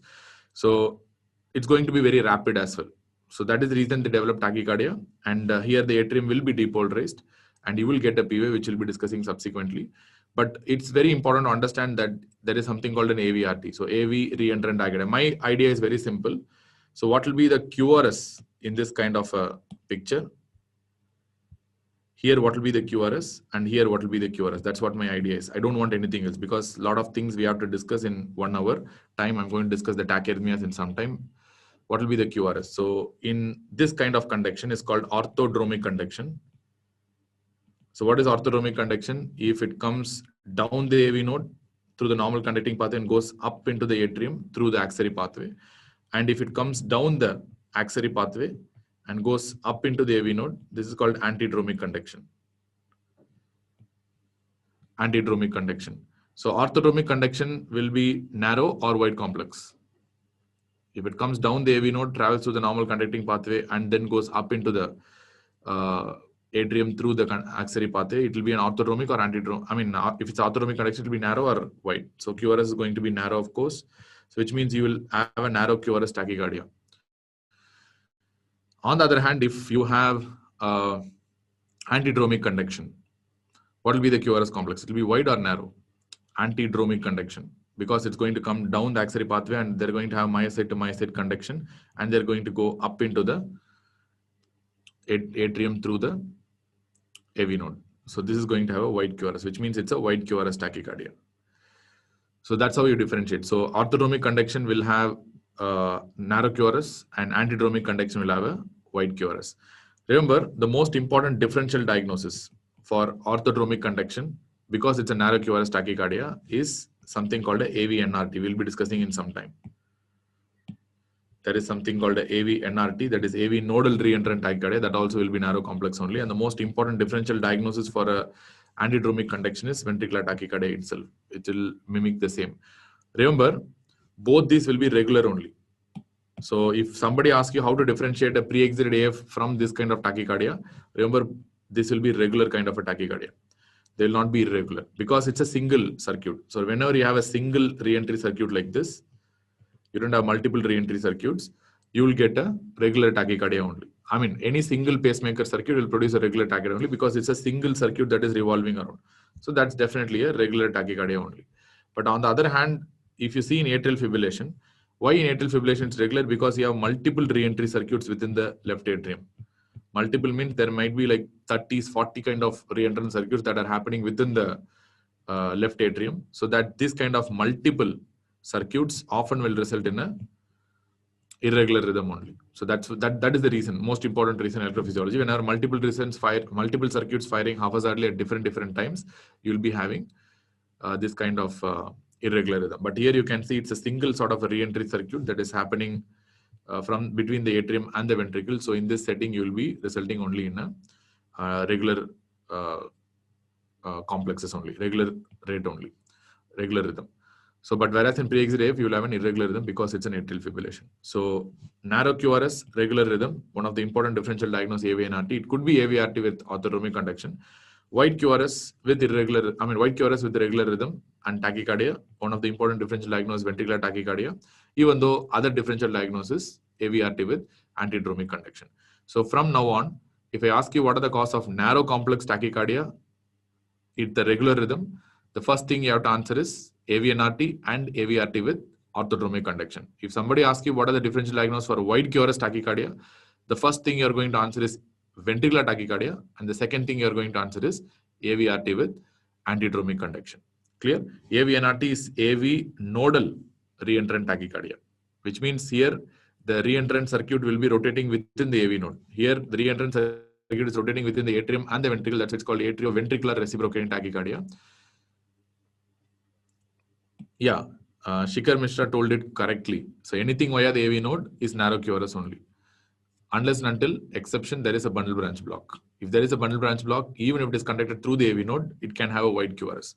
Suppose the same tachycardia I'm telling, let us assume, because Shikhar is told that point, let me tell that let us consider it's orthodromic conduction only, but the left bundle is not conducting. Left bundle is gone refractory or left bundle is blocked already in that particular patient through some aberrant pathway. You'll have wide QRS or narrow QRS there. Wide or narrow? Even if it is conducting through the AV node, if you have a left bundle branch block, you'll have wide QRS only. So that's all. So thing is, again, there is no fixed rules. It's always about our understanding. That's all, as simple as that. No need to worry about that. That's why we have a separate name called SVT with aberrancy. We'll discuss later on. No need to worry. Fine. So what will be the treatment as far as the AVRT is concerned? If you are having a reciprocating tachycardia, what will be the treatment here?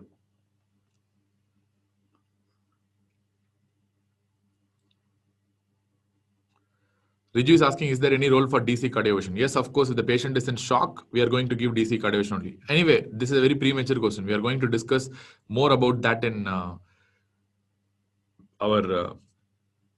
arrhythmia discussion. Arrhythmia treatment will be started in another 1 hour or 45 minutes. So what is the treatment here? Usually we give AV nodal blockers only here. So AVRT, if it's a simple AVRT, AV nodal blockers are more than enough. You can straight away start with AV nodal blockers. But preferentially, remember, I'll tell you a practice point. Practice point means, even though books will give you AV nodal blockers and they're more than effective, I'm not telling they're not effective, because anyway, this re-entry to complete, you need AV node. AV node is needed for this re-entry circuit to complete. Otherwise, without AV node, you cannot really complete this re-entrant circuit. So AV nodal blocker, of course, it should work. 100% it should work without a doubt. But practice point, one important practice point is because my hospital is basically a pediatric hospital and we do see a lot of cases of Wolff Parkinson wide. And many times when they ask my opinion, I will tell whether it's a narrow complex or wide complex. That's what I will ask. If it's a narrow complex tachycardia in a Wolff Parkinson wide syndrome patient, it's an orthodromic conduction. If it's an orthodromic conduction, the impulse is preferentially moving down the AV node or impulse is preferentially moving down the axillary pathway. The anterograde conduction is what matters. The anterograde conduction is preferentially through the AV node or preferentially through the AV node. So since in the orthodromic conduction, the movement is preferentially through the AV node, here straight away you can start with AV nodal blockers, not a problem at all.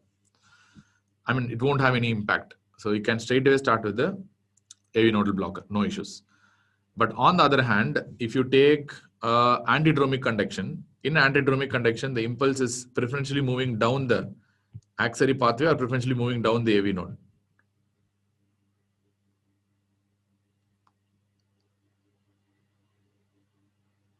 It's preferentially moving down the axillary pathway, right? So in this condition, so in this setting, I'll usually prefer giving a sodium channel blocker if it's an antidromic conduction. So that's what I will use basically. But how can understand this in the first place? So let us put another heart. It's very easy to understand. So I told you a PAC is the one that's going to trigger. A premature atrial impulse is the one that usually triggers this sort of arrhythmias. Once the arrhythmia is triggered, the PAC will disappear. That's all. The PAC comes, it disappears after that once the arrhythmia is triggered. So let us assume there is a PAC. Once PAC comes, the depolarization wave is traveling to both the AV node as well as the axillary pathway. If there is an axillary pathway, the depolarization of the atrium that is caused by the PAC is traveling to the AV node as well as is traveling to the axillary pathway. Both, is excited in this setting. But in orthodromic, it goes in this way, and in antidromic, it goes in this way. That's all, nothing else. Which means that also tells the preference of the axillary pathways. There is also preference for this particular PAC. So in an orthodromic conduction, we can assume even though the impulse is reaching both the AV node as well as the axillary pathway, I can be sure that the axillary pathway is reluctant to conduct anterogradely. That is the reason why the impulse have conducted down and they have traveled up. That is what is happening in orthodromic conduction. But on the other hand, in an antidromic conduction, even though the impulse is reaching both AV node as well as the axillary pathway, since the axillary pathway is fast and it's ready to conduct anterogradely, it is forming a re-entry circuit like this. I don't know how much of you understand this, but anyways, it's all about the preference of the pathway. If the pathway is reluctant to conduct anterogradely, it will become an orthodromic conduction. If the pathway is ready to conduct anterogradely, it will become an antidromic conduction. So whenever the pathway is ready to conduct anterogradely, I already told you there is one important risk in case of atrial fibrillation also, they will be ready to conduct anterogradely. And in that setting, there will be a problem if you give an AV nodal blocker for a long time. So that is the reason why we choose sodium channel blockers practically there. How many of you get this? Do you understand? Yes, that's all. So that is why I generally ask whenever, even though you can tell that AV nodal blocker will be effective and safe for all kinds of atrioventricular reentrant tachycardia. But for practice purposes, I generally believe that orthodromic conduction should be given AV nodal blocker, and then antidromic conduction, you should use a sodium channel blocker. For exam, you can answer AV nodal blocker, no problem. And usually examiners won't confuse you these kind of stuff and all. There is no standard drugs of choice for all these things. Clear? You can use, no problem. Clear? Understood. Fine. So white complex, orthodromic AV node is blocked. Should the conduction through the axillary pathway is increased? I mean, your question is answered because Dr. Dr. is asking, if an orthodromic AV node is blocked, should the conduction pathway through the axillary pathway is increased? What he's asking is, in orthodromic conduction, if you are giving an AV nodal blocker, will the conduction increased through this pathway? I mean, that's what he's asking. I told you two reasons. During the time of formation of PAC itself, premature atrial contraction itself, if the anterograde conduction should have been possible, the axillary pathway would have conducted that time itself, and it have formed only antidromic conduction. And PAC disappears after a period of time. I told you, once the arrhythmia form, PAC will disappear. PAC is only one particular beat, that's all. As simple as that. So then why you need to increase the, I mean, I don't think there's any problem.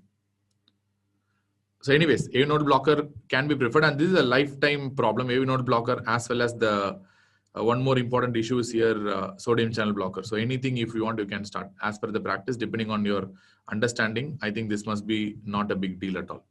That's all. You start with AV node blocker, you start with sodium channel blockers. But in my practice in general, for narrow complex, you're going to start with the AV node blocker. For wide complex, I'll be starting with a sodium channel blocker only. As simple as that. That's all. Nothing, no more questions. Okay, let us move on to the next topic. Any preference of sodium channel blocker? I generally use structural heart disease as a marker. If there is structural heart disease, I will go for amiodarone or probably even procainamide. If there is no structural heart disease, I will be moving towards flecainide. Flecainide is very commonly available. So flecainide, propofenone we don't get really, but flecainide is what we are going to use very commonly. Okay. Clear? So more than that, before going into the other types of arrhythmias, before discussing on other types of arrhythmias, we need to discuss about the other special ways which we are due to be discussed. So what are the other special ways we need to discuss? The first special wave is the J-wave syndromes. So what are the J-wave syndromes we have? We have these kind of J-wave syndromes are going to have some new waveforms probably at some area of the J-wave. That's what you're going to have. So in this setting, the first one we can discuss is on the maybe ERS, which you have discussed already. That's a benign early repolling syndrome, where we know that they're going to characteristically produce something called a ST elevation, and they will have a this kind of fish hook type kind of an appearance. So ST elevation, incidental. Most of the times you don't have any chest pain or any such instances, and typically you see a fish hook kind of an appearance. Remember, this happens at the J point. So that is why this is a type of a J-wave syndrome, fish hook, and at the same time, typically happening in V4 most commonly, and this is a typical benign early repolling syndrome. Let me show you that image.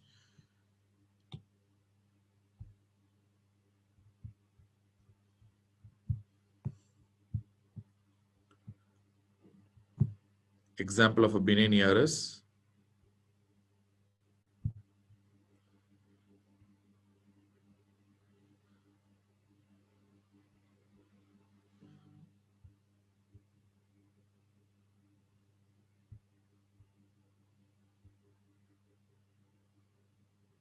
Yeah, this is an example of a benign ERS.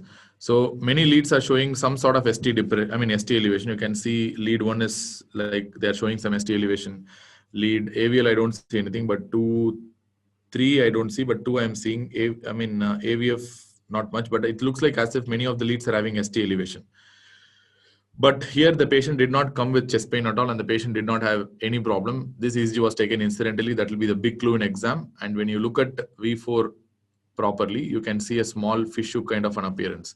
So that's the typical ERS. This is how you diagnose a benign early repolling syndrome. And you have RS ratio kind of relation things also, but in exam that and all is not important. So this is a typical benign ERS, and very common ECG, need not be considered or confused to be having a ischemic heart disease. Most of the times the patient will be young, typically detected incidentally, and see the V4 if you have doubt, and you will see a fish hook pattern, and that's going to tell you that this patient is having a benign early repolarization syndrome. That's all. It's a very simple one. And apart from that, you have other J-wave syndromes. What are the other J-wave syndromes which happens in hypothermia and hypercalcemia called as Osborn waves? Remember, Osborn waves are type of J-waves only that happen in hypothermia. We know what are Osborn waves. These are going to be happening at the J point, something like this.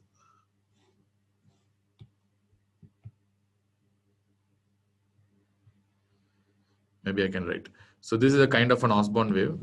So this is a J wave, and this is a P wave, QRS complex, and the T wave. So this kind of J waves are what we refer to as Osborn waves in hypothermia. And similarly, similar kind of J waves can happen in hypercalcemia also. But we really don't want all these things, because we really don't want to confuse with this, because both these disorders will have almost the same picture in the ECG. It's very difficult to differentiate these two things in ECG, because both can produce similar sort of a picture. If you have any doubt, always think about the clinical picture. See, the hypothermia means you will have a typical picture. The patient who's working in a Himalaya, or a drowned patient, he's been in underwater for a long time. who have been resuscitated. So the history will be completely different. If hypothermia is supposed to cause this kind of a picture, or you check the temperature of the patient, that will clearly tell. So, but it's very difficult to differentiate Osborne waves versus hypercalcemic J waves. Siachen, okay. Short QT is there. Even hypothermia can produce some short QT kind of an appearance, even though it's not given in textbook. So it's very difficult to differentiate basically. If you want to show the J waves, is there an image that can show J waves? Yes. So this is an example of J waves in hypothermia, or probably this can be hypercalcemia also.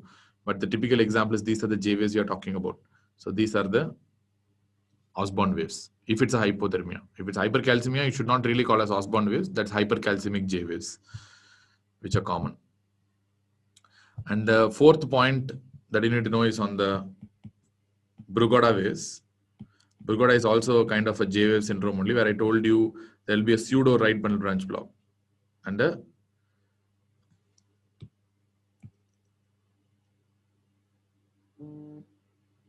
so this is how you will see in V1 typically in Brugada.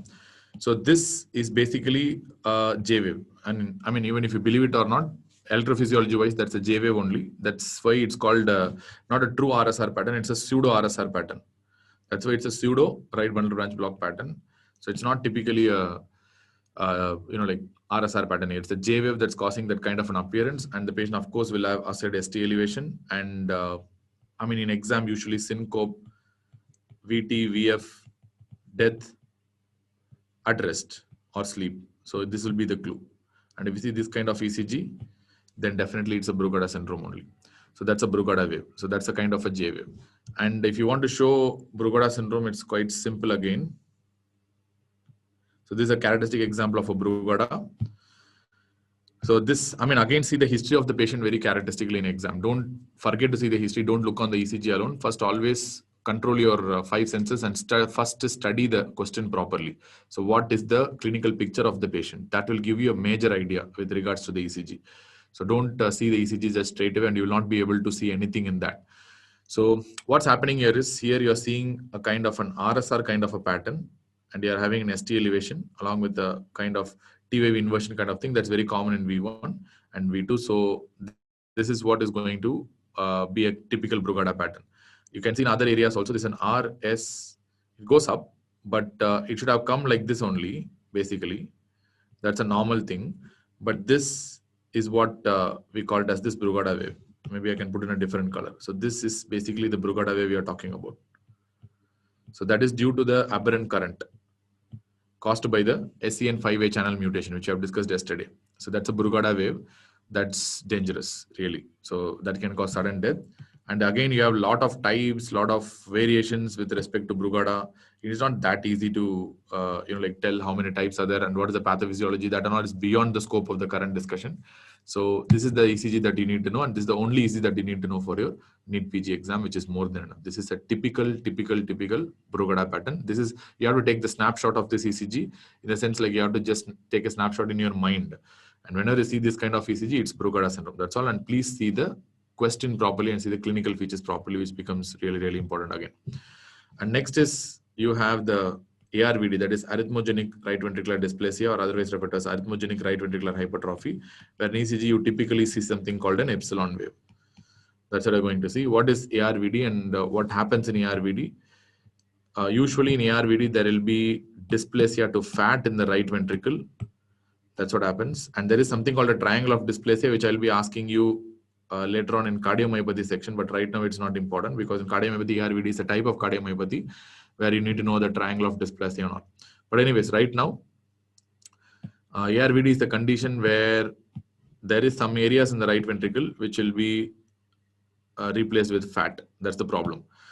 So this areas in the right ventricle, especially it will be in the outflow tract. So that's why you're drawn there. So because of the dysplasia to fat, this fat can serve as a focus of re-entry and they can produce arrhythmias. And ARVD will show a typical kind of an ECG pattern called epsilon wave. Once again, V1 is the key. See the V1 properly. So V1 will typically show something like this. So you'll have a RS pattern in V1, but additionally you will have some kind of this kind of multiple wavelet-like appearance. And this multiple wavelet-like appearance that is shown at the J point in the V1 is what we refer to as an epsilon wave. So how to tell it's an epsilon wave? Usually the only way to tell epsilon wave is this multiple wavelet-like appearance. Again, you have multiple different types of ERVD, multiple different types of ECG you have in ERVD, and where you see the epsilon wave is also a question. So no need to worry about all these things. Once again, it's beyond the scope of the discussion. V1 is the area to go. Most of the times you will see this kind of multiple wavelet-like appearance in V1 at the J point. That is going to tell you that this is an epsilon wave, and that makes you the diagnosis of arrhythmogenic right ventricular dysplasia, arrhythmogenic right ventricular hypertrophy. What will be the usual history in this patient? Usual history in this setting is going to be the patient will be having syncope, or patient will be having a ventricular tachyarrhythmia, especially during exertion. At exertion, like HOCM, this is also an exertional problem. So remember, Brugada is having problem at rest, whereas ARVD is again typically like HOCM. They are going to have problems during exertion, and they might have a family history also. In fact, they might have a family history of sudden death also. Sometimes it can be inherited, even though not all the times it is inherited. Remember, Brugada is an autosomal dominant condition, whereas ARVD is not really an inherited condition most of the times. It can be acquired also. So that is why family history is not that common compared to that of Brugada, but still you can get a family history in certain patients. So if they ask you what is the investigation that you will use in the setting of ARVD, answer will be very simple. I'm going to use a cardiac MRI. That's going to be the investigation. Usually many times they've asked this question because this fat that is present in the right ventricle will be best seen only in MRI. Echo cannot really tell the difference, even though the echo can tell the fat, but it cannot reliably differentiate from other conditions. So that's why MRI is supposed to be the investigation of choice. And the treatment, of course, in exam, if they ask you, straight away go for ICD, because this patient is also going to die of sudden cardiac death due to ventricular arrhythmias only. There's a risk of death. So that's why ICD becomes the treatment of choice. So these are the 5 different like J-wave syndromes, and all are special waves, isn't it? And now we have ARVD here. ARVD means in V1 you can see at the J point. I think many of you can notice that multiple wavelet-like appearances. Something in V2 is also there, but V1 is very clear. At the J point you are seeing multiple wavelet-like appearance. If you want to show that, I can zoom and show, but I can't write. So in V1, you can see at the J point, there is multiple wavelet-like appearance, and that is very typical of a arrhythmogenic right ventricular dysplasia or arrhythmogenic right ventricular hypertrophy. Do you understand? So these are the special waves. Delta waves, J waves. J waves, you have 5. Binnen ERS, then you have ARVD, Brugada, then you have hypercalcemia and Osborn waves in hypothermia. That's all. Okay, if you understand, we can move on to the next section.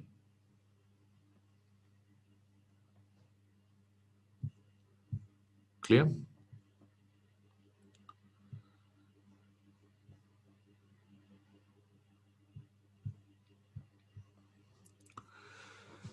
Yes, all right, cool.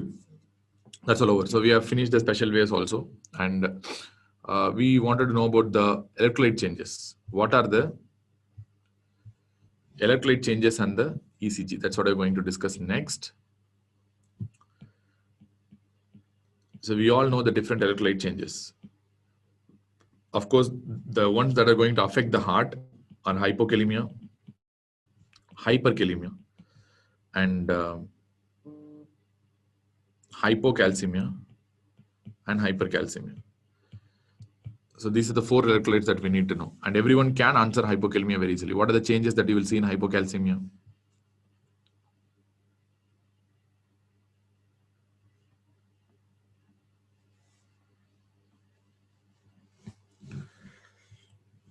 Okay. Usually the first change that you will get in a patient with a hypokalemia is a flat T wave, flattening of the T wave. That's one of the first changes that you get. Then you will get pathological U wave formation. Then you might really get ST depression. And finally, last one you have to tell is the QT prolongation that you are going to get.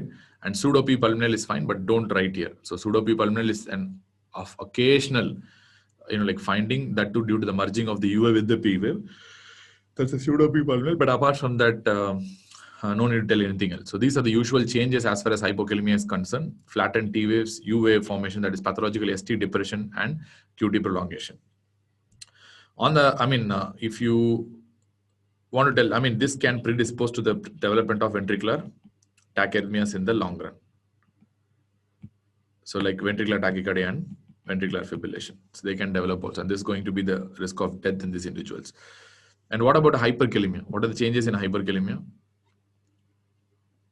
Of course, hyperkalemia is going to produce tall T waves, not flat T waves. More pot, more T. You can remember like that. Then they are going to produce conduction blocks. Of course, yes. You know, what are the conduction blocks? Conduction blocks can be, it could be anything. It could be blockade in the bundle branch, causing bundle branch block. It can cause fascicular blocks. It can cause blocks in the ventricular conduction block. And all these things can result in significant widening of the QRS duration. And they can produce short QT. One of the important causes of short QT is hyperkalemia. And they can produce arrhythmias by themselves. By different mechanisms, they can produce arrhythmias also, like ventricular tachycardia and ventricular fibrillation. And at the same time, as far as axis is concerned, they can produce any axis. And they can produce any arrhythmias literally. So these are probably the changes as far as hyperkalemia is concerned. But more importantly, in exam, they'll be concerned with something called a sine wave pattern. So what is sine wave pattern? That is due to significant widening of the QRS. They'll get some pattern like this. This is a sine wave kind of a pattern. That is due to significant widening of the QRS. So, and finally, they will result in death due to asystole. The heart will stop in diastole. That's called a diastolic arrest. Because of the conduction blocks, the heart can, there will be a point where heart cannot conduct any sort of impulse. So they'll be getting a asystole and there will be diastolic arrest. So that is hyperkalemia. What are the ECG changes in hypocalcemia? Hypocalcemia. Hypocalcemia, the first thing you have to tell is long QT. This is the thing that examiners will ask usually. Apart from long QT, what else you can get? T wave changes. T wave changes are very, very common. You can get non-specific or specific T wave changes in hypokalemia. These are two things that is very common hypocalcemia. What is hypercalcemia? What are the changes you will get in hypercalcemia? Of course, short QT. It will not be QT prolongation. And you might get a lot of conditions in a lot of things in hypercalcemia, sorry.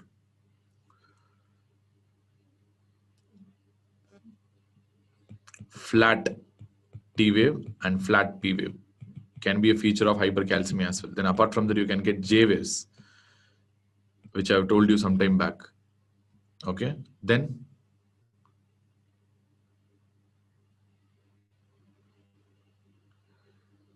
they can themselves produce ST elevation as well as ST depression. Usually ST elevation can be seen in hypercalcemia. One of the important DDs for ST elevation is hypercalcemia. Fine. All right. So these are going to be the changes, but more importantly, the short QT and the long QT with regards to hypercalcemia and hypocalcemia is going to be the most important.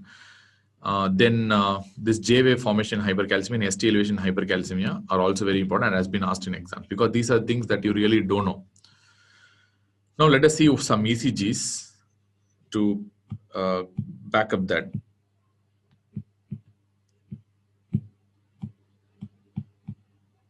Yeah, what is this ECG? This is an easy one. This should be an easy one.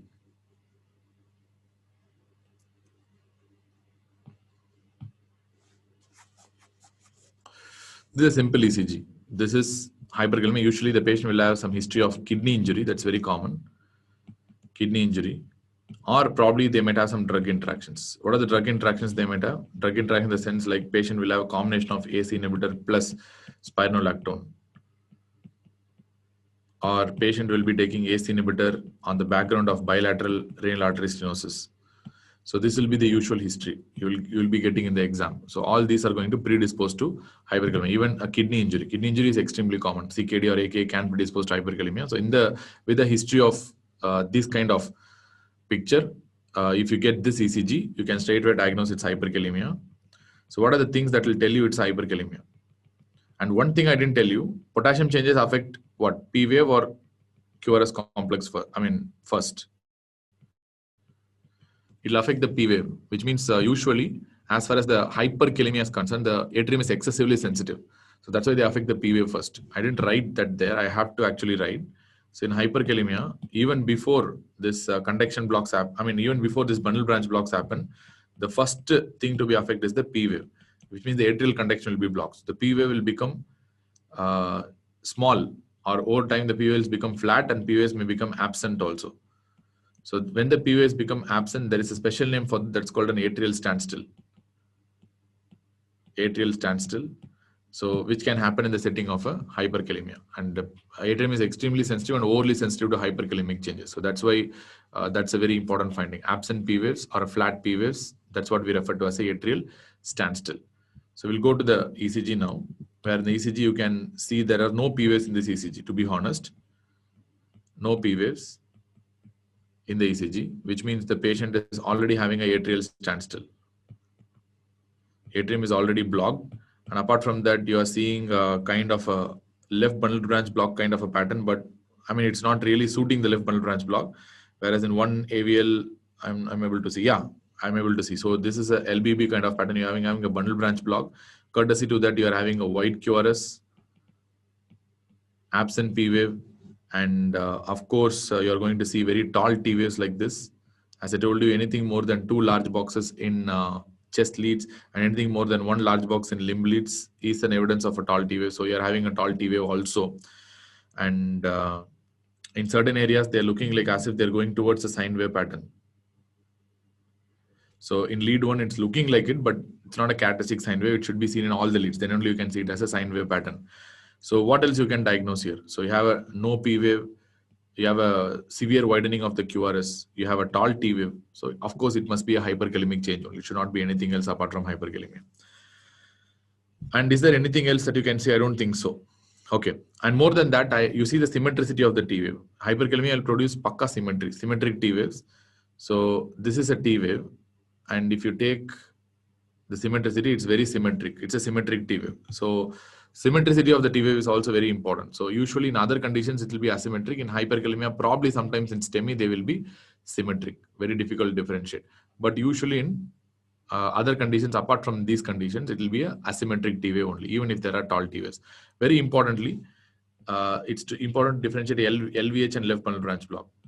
If LVH and left bundle branch block are causing tall T waves, they will be usually asymmetric only. I told you this point multiple times. Asymmetric only. That's like a normal T wave. Even normal T wave is also asymmetric only. I told you multiple times. Let us take a normal T wave and see here. Some of the normal T waves. Any normal T wave if you take, I mean if you zoom and see, the upstroke will be fast and the downstroke will be a little slow. So if you see carefully, any normal T wave will be asymmetric only. It will not be symmetric at all. If you look carefully, if you zoom and see, I cannot zoom here. If you zoom and see, it will be definitely asymmetric.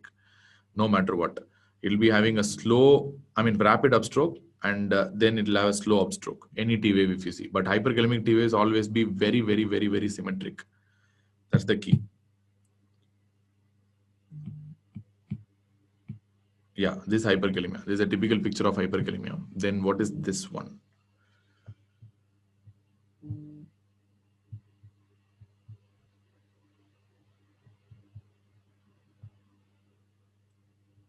This one.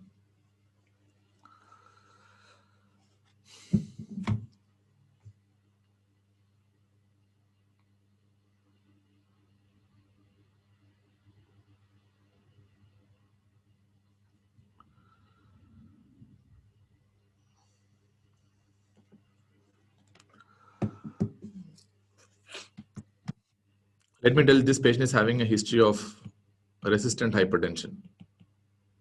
Now tell the diagnosis.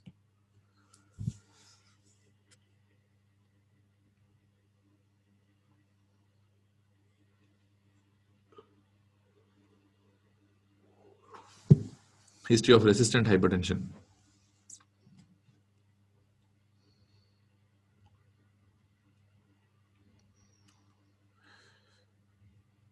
Yes. So this has multiple possibilities. Usually I wanted to know about Conn syndrome. So Conn syndrome is hyperaldosteronism that should have caused hypokalemia. So that's my exam diagnosis. So this is like hypocalcemia. This is not an Osborne wave. Osborne waves are like sharp waves that you have to see. It's like this kind of, what is this blunted wave? That's a T wave, man. That's not Osborne wave.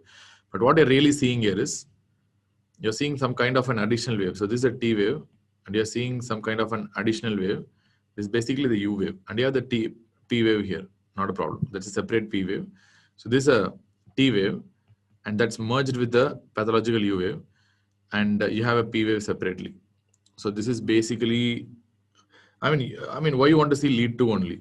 Here I told you the diagnosis is completely different, and resistant hypertension, why they should have hypercalcemia, and why you want to see these kind of Osborne waves. That is due to, whenever there is some notching in the QRS, that may not be only due to the J waves that you talk about. It can be due to non-specific intraventricular conduction delay. That's a separately whole thing, which I'm denying to say in an undergraduate or even any entrance class, but that's not really important. There is a separate entity called non-specific intraventricular conduction delay, and this could be very well a non-specific intraventricular conduction delay also. So I'm not going to talk about that. So here I'm talking about hypokalemia. And remember, potassium changes or any electrolyte changes are best seen in the chest leads. Don't see in the limb leads. The precordial leads are the way to go whenever you talk about an electrolyte change. So when you talk about a digoxin related change and all, the best areas to see is the limb leads. Whereas in the setting of electrolyte disturbance, one of the best leads to see is the chest leads. Chest leads are the way to go. So here we are talking about hypokalemia here, resistant hypertension because of hyperaldosteronism. So you can see the U waves. So here you can very clearly see T, U, and P. So this is a U wave basically, and they are having ST depression in limb leads. You can see this is typical to an extent. This is kind of a digoxin, but it's not due to digoxin. This is due to hypokalemia only. And there are some non-specific intraventricular conduction delay. I do agree, but that's not specific yet. That's not what I wanted to show. So this is basically a hypokalemic ECG. So hyperkalemia, hypokalemia, we have discussed. Then what is this sort of an ECG? What is this one? If I tell the history, it's very easy to find out. Let me tell you a history. I mean, whatever history I tell, it will be very easy to find out. So, I mean, this is an ECG of, for that I can tell the answer itself. This is an ECG of hypercalcemia, and it's producing long QT. So that's what I want to show. This is an ECG of a long QT, and if you calculate the corrected QT, it will be very, very long. And simply I told you to take this thing and put a line, and of course the T wave is falling. At the end of the T wave is falling beyond that midpoint I'm drawing. So definitely this is a long QT. Sorry, this is not hypercalcemia, this is hypocalcemia, man.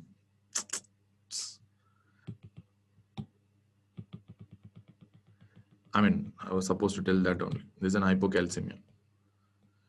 And this is an ECG of a long QT. Definitely this is a long QT. So by virtue, if you see the QTC, definitely it will be there. This patient's QTC was approximately around 490 milliseconds. This was the QTC here. That was the reading that is given by the ECG. And I mean, even though you don't have any reading in the exams, using this simple principle, you can find out that it's a long QT for sure. Most of the times it will be correct. So it's easy, but most of the times you'll have history to say that the patient is having hypocalcemia. Many times this kind of ECGs will be there with a history of thyroid surgery.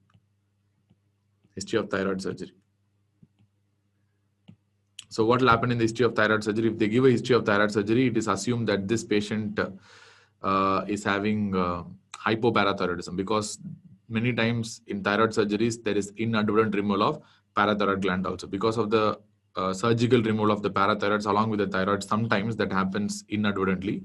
The patient may go for hypoparathyroidism, and because of that, the patient may develop hypocalcemia, and because of the patient may develop long QT like this. It's straightforward long QT only that is due to hypocalcemia. This is one evidence. This ECG we discussed already. This is a long QT syndrome. It's a congenital long QT, which we discussed. And this is something different, which we'll be discussing later on. And what is this one? This is very characteristic.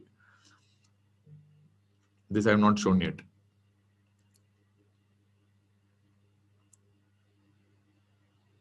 This is very difficult to find out unless until you have a history. This is not basically a Brugada syndrome, but Brugada will not be this sharp form of a wave usually. At the same time, let me tell you the history. This patient came with probably, I can tell, this is a real patient history of malignancy with bone metastasis. That's the diagnosis here. If I give you the history, it becomes very, very easy for you.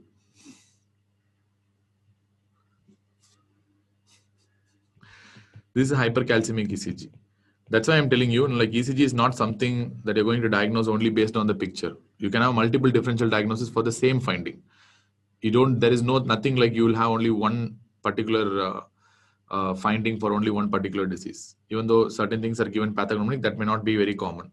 So always see the history properly. So this is hypercalcemia. So these are the Osborn waves, J waves that you're talking about. So at the J point, you're having this J wave. So these are J waves, basically.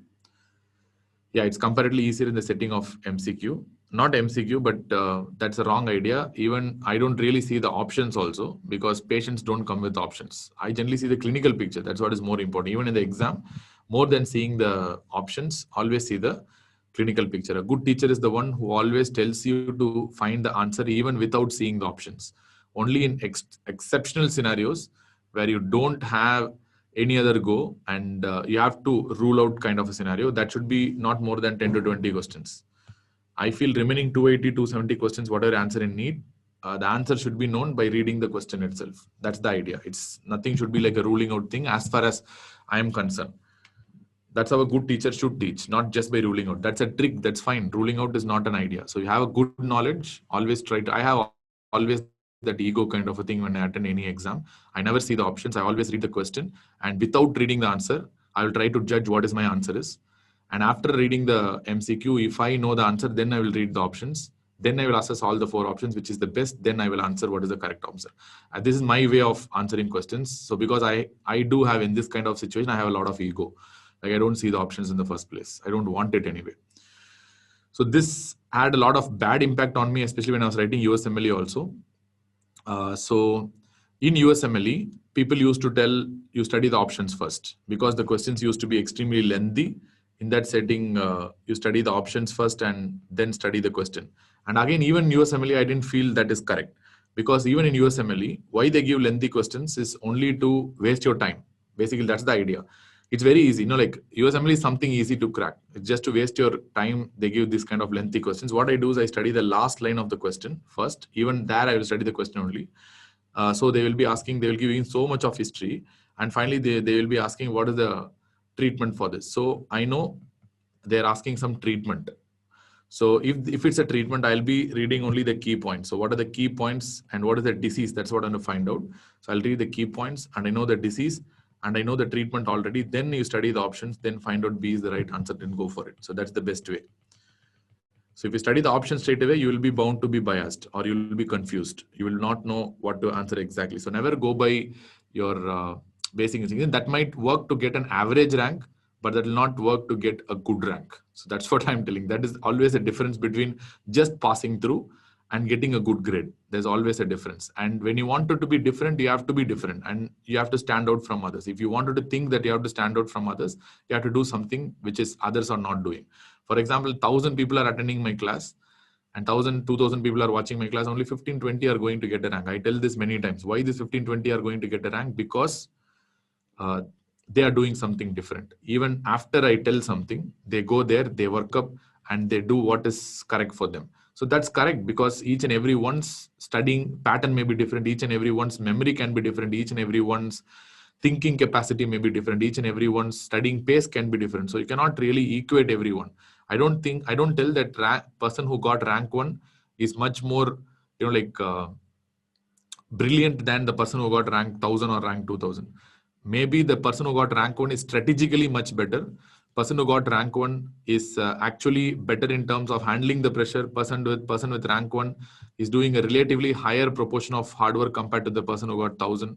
So I don't really believe that everyone tells that smart work kind of a thing. Smart work is there for everyone now. So who is not doing a smart work?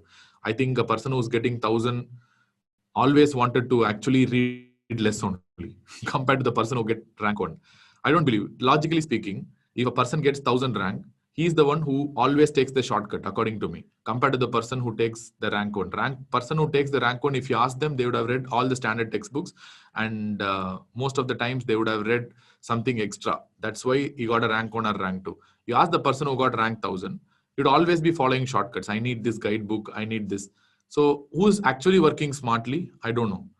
I mean, if you consider the definition of smart, I don't know what is smart here. And these kind of very illogical things are going among the like undergraduates, PG aspirants. Yesterday I went to my neighbor's house to give something. That was a medico, and she's been asking like, sir, how to crack a PG. She was a final year candidate, and she's been asking how to crack a postgraduate examination. And I asked, okay, first concentrate on a final year, study that, and that's fine. No, sir, my friends have already joined somewhere, and I wanted to read. And I just asked, what are the books that you're reading? And she's reading OG at that time because tomorrow she's having an exam. And you don't believe, shockingly and surprisingly, she's reading a guidebook for tomorrow's exam for obstetrics and gynecology mock test. I asked, why you're reading this book? Sir, I don't have time. I mean, I don't really understand. Like, what I've been doing for 2 months. That's the problem. So you don't have consistency. That's where the idea is. So when you go for the last minute, you always look for the shortcuts. When you want to go in a proper route, always that will fetch you a good rank and that will fetch you a good grade. Because if she has studied 2 months consistently, daily 1 hour, there won't be any problem at all. But she's been reading at the last moment, last 2 days, 3 days, she wants to study. And she goes for all those shortcuts. And the hard work that you do, that 3 days, what you have read, only for that you're going to get a rank. So that's why I always tell for every undergrad, whoever is there, be consistent. See, if my friend is there, one fellow who got AIMS rank 17. For a third year, should we read Harrison? See, whatever book you want, you read. No problem. I don't care. But read consistently. That's the idea. So my friend was there who got AIMS rank 17. And he used to be very funny, very fun-loving guy. We used to go out everywhere. And there is another guy who used to read a lot and used to always get the first grade, the #1 mark everywhere. And I always used to tell, even during my final year, I am not afraid of the guy who gets first, because he used to have sort of kind of a binge kind of a reading. He used to binge read. Within 2-3 days, he will read and he will vomit out in the exam, and somehow he will get the first rank. And I always tell, his name is Vignesh. I will tell he's the one who's going to get the good rank, like when you go forward in life. That's what I used to tell him during my final year, because I know about Vignesh. He used to enjoy a lot. He comes out, he comes to theater, he watches movies, he plays with this. He's a very good cricket batter. He does a lot of things. But what he does, one thing is he does very consistently, he's very organized in his work. So morning, he gets up at 6, he does some yoga. He goes back, he plays cricket in the morning, he comes to the ground, we all come. We used to practice cricket in the morning. He's a very good batsman, and I used to be a very good bowler. So we used to bat regularly. We used to play regularly in the nets. Then we got 9:30 to the 8:39 to the postings. And after that, he used to come back. He used to have a nap. Evening, he comes to the basketball ground where he'll play basketball and sort of a gully cricket. Then he goes back at 8 o'clock. Daily from 8 o'clock to 10:30, he used to read. Every single day, no matter what. Even if you are going to movie will be in the night show only, 10 o'clock. So we used to go to the movie at 10:30. But that 8 to 10, he will not pick up any calls. He's such a good reader at 8 to 10, 8 to 10:30. And he used to do this extremely consistently daily. And he doesn't care about the results also, because he wants to be in that organized fashion. And you don't believe, he got rank 17. And I funnily used to tell that he's the one who ruined my medicine also, because I am rank 32 that time. And he got rank 17. And he got medicine, and he's the last but penultimate seat of medicine he took. And after that, some 22nd, one girl took medicine, and 32, I was deprived of medicine, and I got out of the counseling. So honestly speaking, because he has not taken medicine, then I would have used to funnily tell even now that he has taken medicine, I would have taken medicine in AIMS. But I mean, I don't really care about that, but still I'm telling. So why I'm telling this story is because you need to be consistent in life.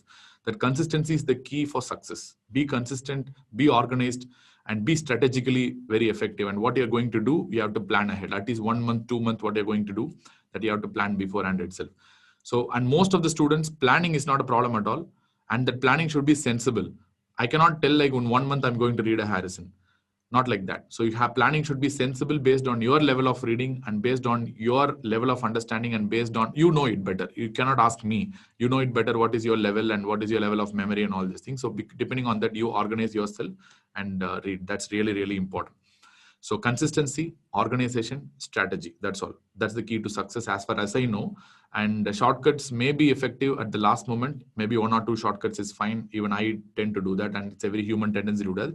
But you are starting to start your life with shortcuts, and I don't think so. And that's not a good habit really to start with. Anyway, fine. So read a standard textbook. That's all.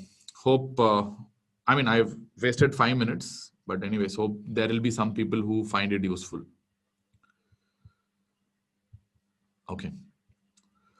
So I think let us move on to other ECG. So we have seen this, we have seen this, we have seen this. Yeah, this is the ECG of hypercalcemia where you are having this kind of a J wave, and you can see this kind of an ST elevation also. If you see very carefully in V1, you are seeing some sort of an ST elevation kind of a thing also.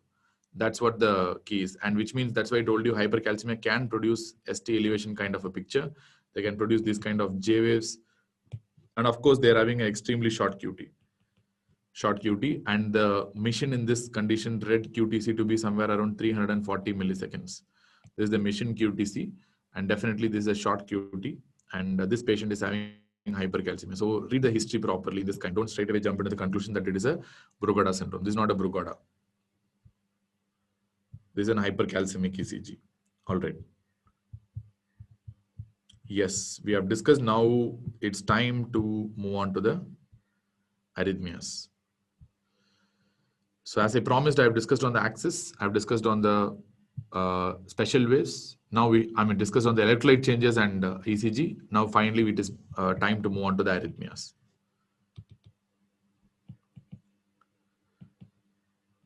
Arrhythmias is a separate chapter. Now we are moving ahead of the ECG only. Will you discuss pulse JVP? I'll tell you some minimal points. What are important for exam? That only I will tell, but there's no point in discussing extensively about the mechanisms, how you make the patient lie down. This is not the case. I'm actually planning to do a 2.0 session.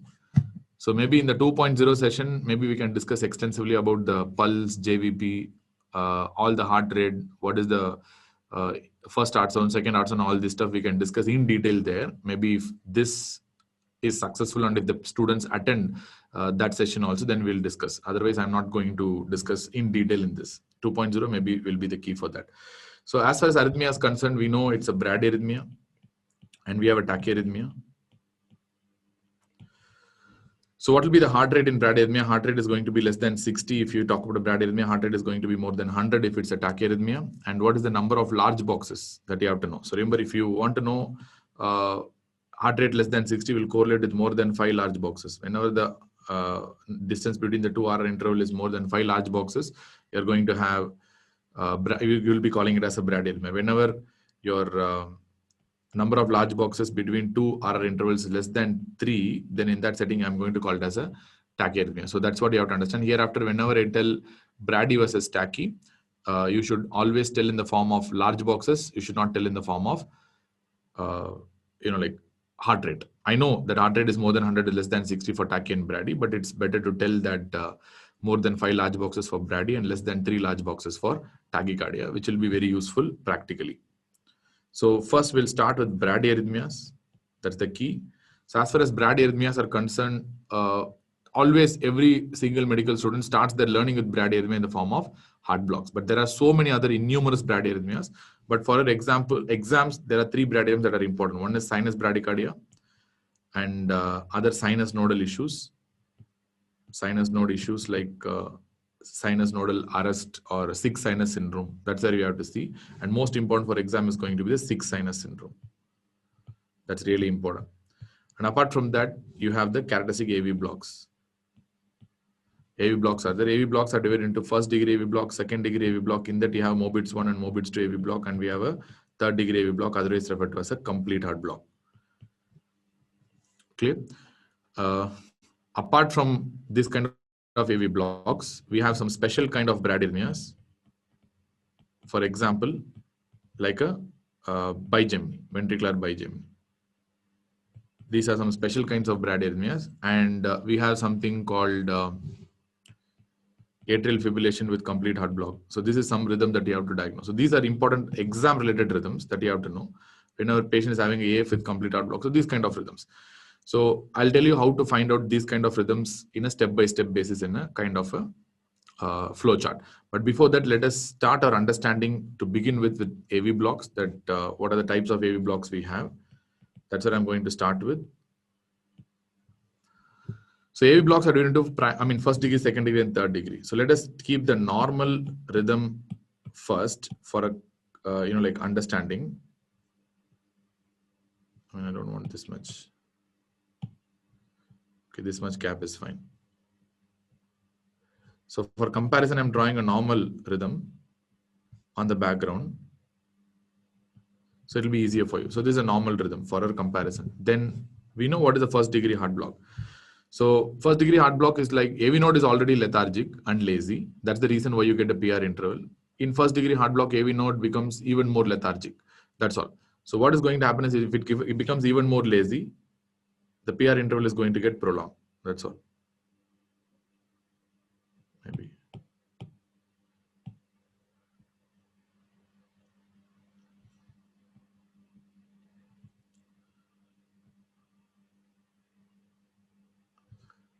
So here what we are seeing here is the PR interval is basically prolonged to a great extent.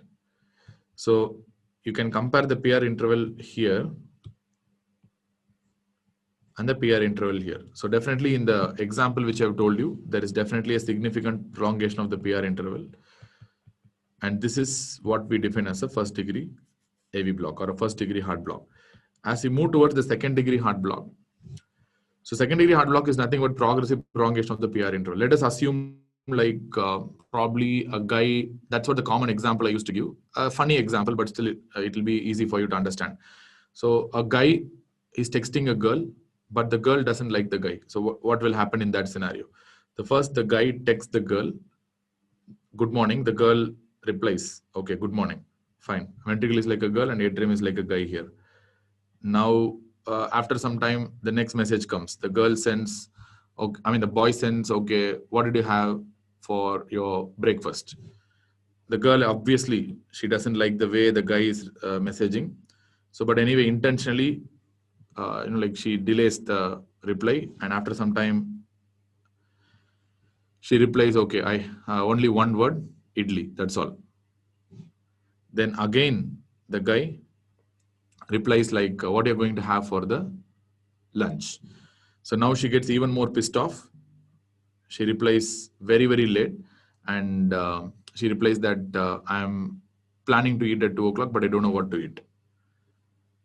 Then the next message from the guy, can you join me for dinner? Enough is enough. Fuck you, bye. That's all. The beat will be blocked after that. So then guy obviously tries for the next girl again and the cycle will continue. So this is how you can imagine a second degree heart block that is MBBS type 1. So what's happening here is very simple. There is a sequential prolongation of the PR interval followed by you don't have a beat at all. So that's a missed beat in between. So that's something like a MBBS type 1. So PR interval is progressively prolonging. So after progressive prolongation, there is a one missed beat. So tell me, to have a progressive prolongation of the PR interval, can you tell just with this kind of beat, or you need minimum of 2 beats to tell the progressive prolongation of the PR interval? If you tell the word progressive prolongation, I need to have at least 2 beats to tell this progressive prolongation before a missed beat happens. If my missed beat happens every alternatively, this is a very important question exam. If my missed beat happens every alternatively, can it be called as MBBS type 1? If my missed beat happens alternatively like this, you are going to answer. If my missed beat happens alternatively like this, can you be calling it as MBBS type 1? You can't call it as MBBS type 1. Why I cannot call it as MBBS type 1? For a missed beat to happen alternatively, I need to have at least 2 beats to tell that the PR interval is prolonged. There is no progression that you can describe here. Because there is no progression that can be described here, this cannot be a MBBS type 1. And to tell a MBBS type 1, you need to have a minimum of 2 sinus beats before a blocked beat is happening. So this you can tell it as a MBBS type 1. This is fine. This is not an issue. This is fine because I am having at least 2 beats to tell that the PR interval is getting prolonged before a missed beat is happening. I can tell this 2 or prolonged PR interval followed by 1 missed beat is happening.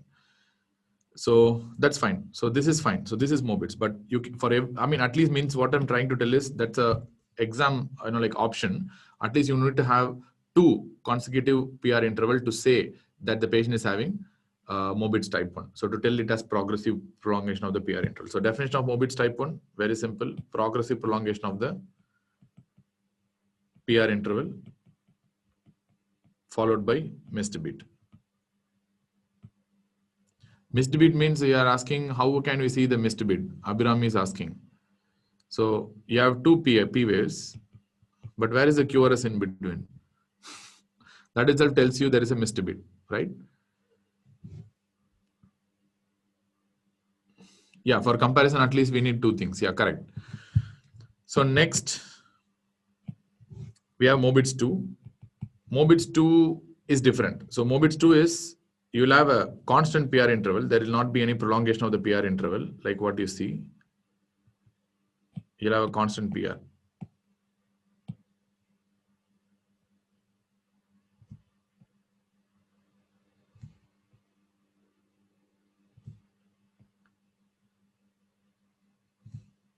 I mean, I'm not be drawing perfectly, but what I'm trying to tell is correct. So here, what you're seeing here is my PR interval is perfect. So everywhere, if I see the PR interval, I mean, it looks a little different, but what I'm trying to tell is the PR interval is stable in all these things. So which means it's a constant PR interval,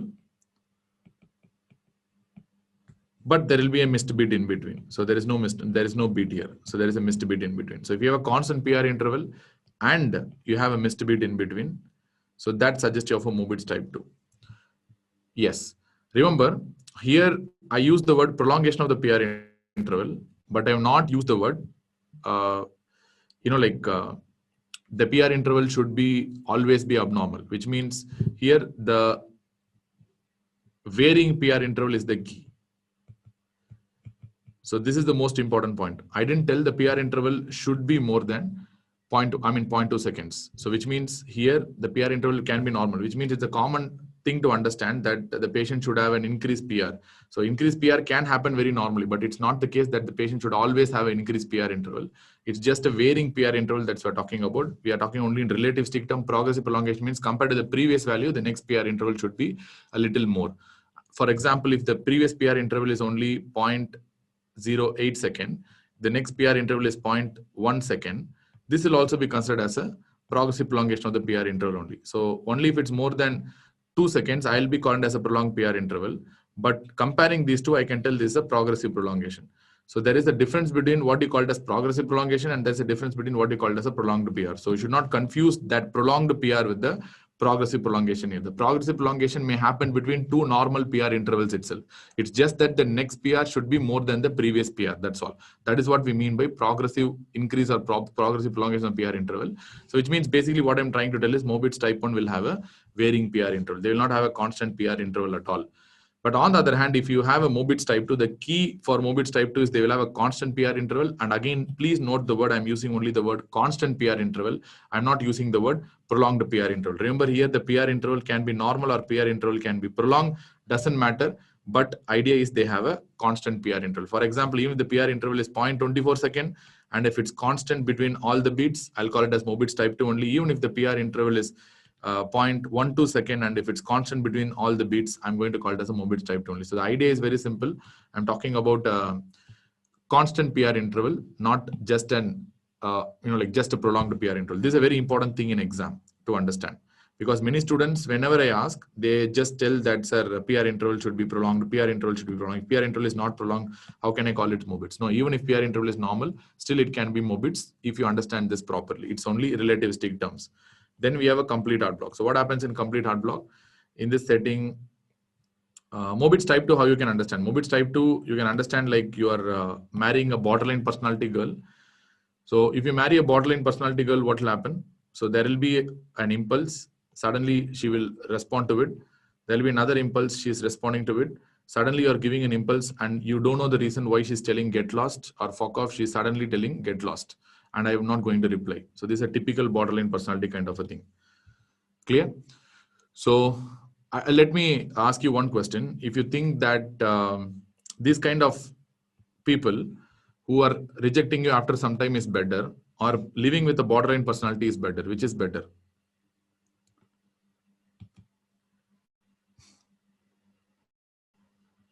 Or you can, I mean, this kind of rejection is actually better according to me, because you can move on to the next one. No problem. But borderline personality is very bad. And you don't know when they will, put you in the mixie and when they'll put you in the grinder, you never know. So that is why MOBITS type 2 is basically more dangerous than MOBITS type 1. to be honest. In fact, it's more dangerous. Certain types of MBBS type 2 are more dangerous than the complete heart block itself. That's really, really dangerous. So that's why I told you that example. The take-home point from that borderline personality kind of a thing is it's very dangerous. That's the idea. Then what about complete heart block? In complete heart block, it's like here you are divorcing your girlfriend, which means there is no relationship between you and her now. So till now you had some relationship. In first, you kept on trying to a girl, and every girl started rejecting you after some point of time, and you have not like convinced, and you're keeping on trying for a girl again and again. That is MBBS 1. In MBBS type 2, you are somehow convincing a girl, but that girl unfortunately supposed to be a borderline personality disorder who really can't understand how they're going to predict.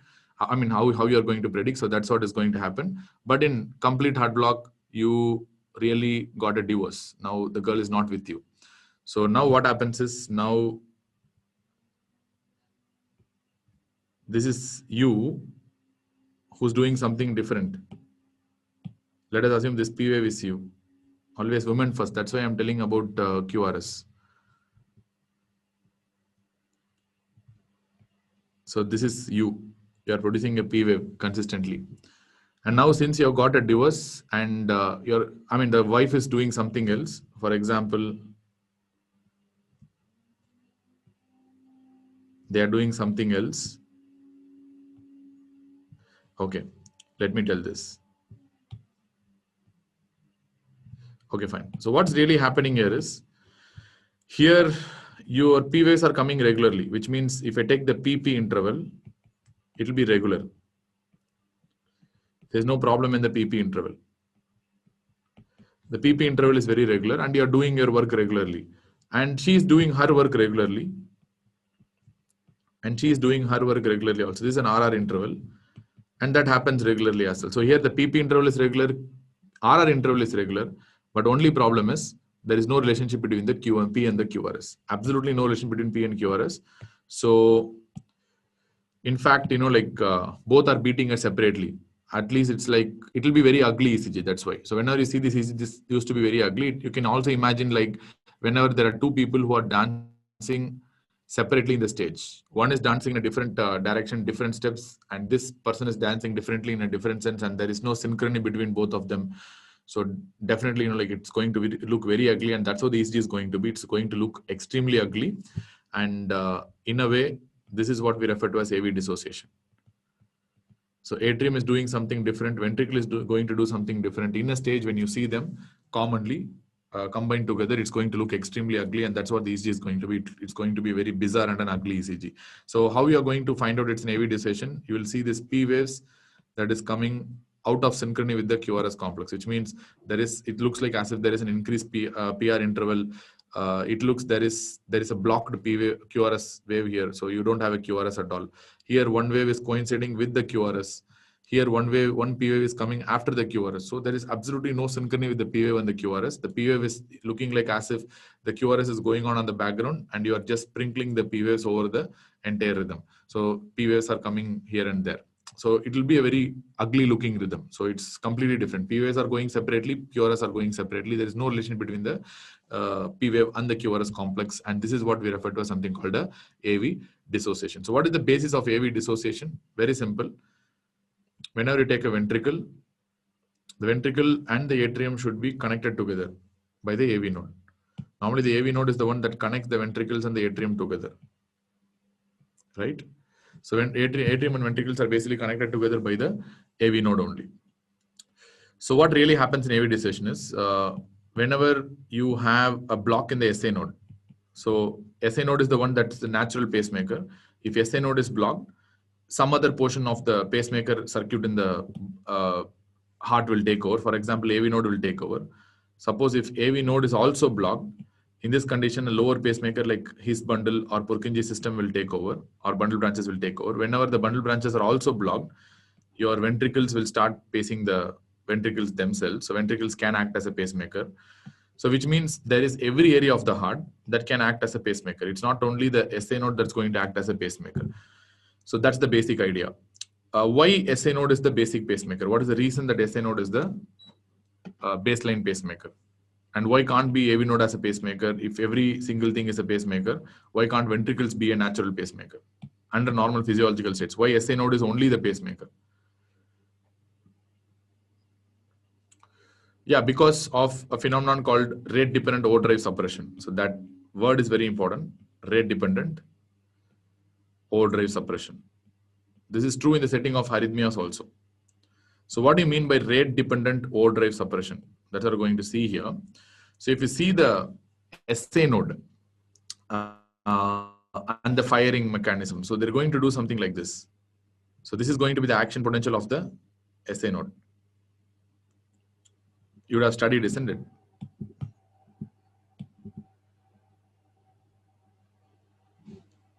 This is a typical pacemaker potential. On the other hand, if you see an action potential of a conducting tissue, it's going to be like this. So conducting tissue will have an action potential, something like this. So which means conducting tissues are basically sodium dependent. But the pacemaker tissues are basically calcium dependent depolarization. And their action potentials will be something which I've drawn here. So the phase 0 here, so this is what is called as phase 0. The phase 0 here is basically formed by the calcium. Calcium is the one that causes this phase 0. But whereas this phase 0 is basically caused by sodium in the setting of a conduction tissue. I mean, only conduction tissue that violates this principle, which has a calcium dependent conduction, is AV node. We know that multiple times.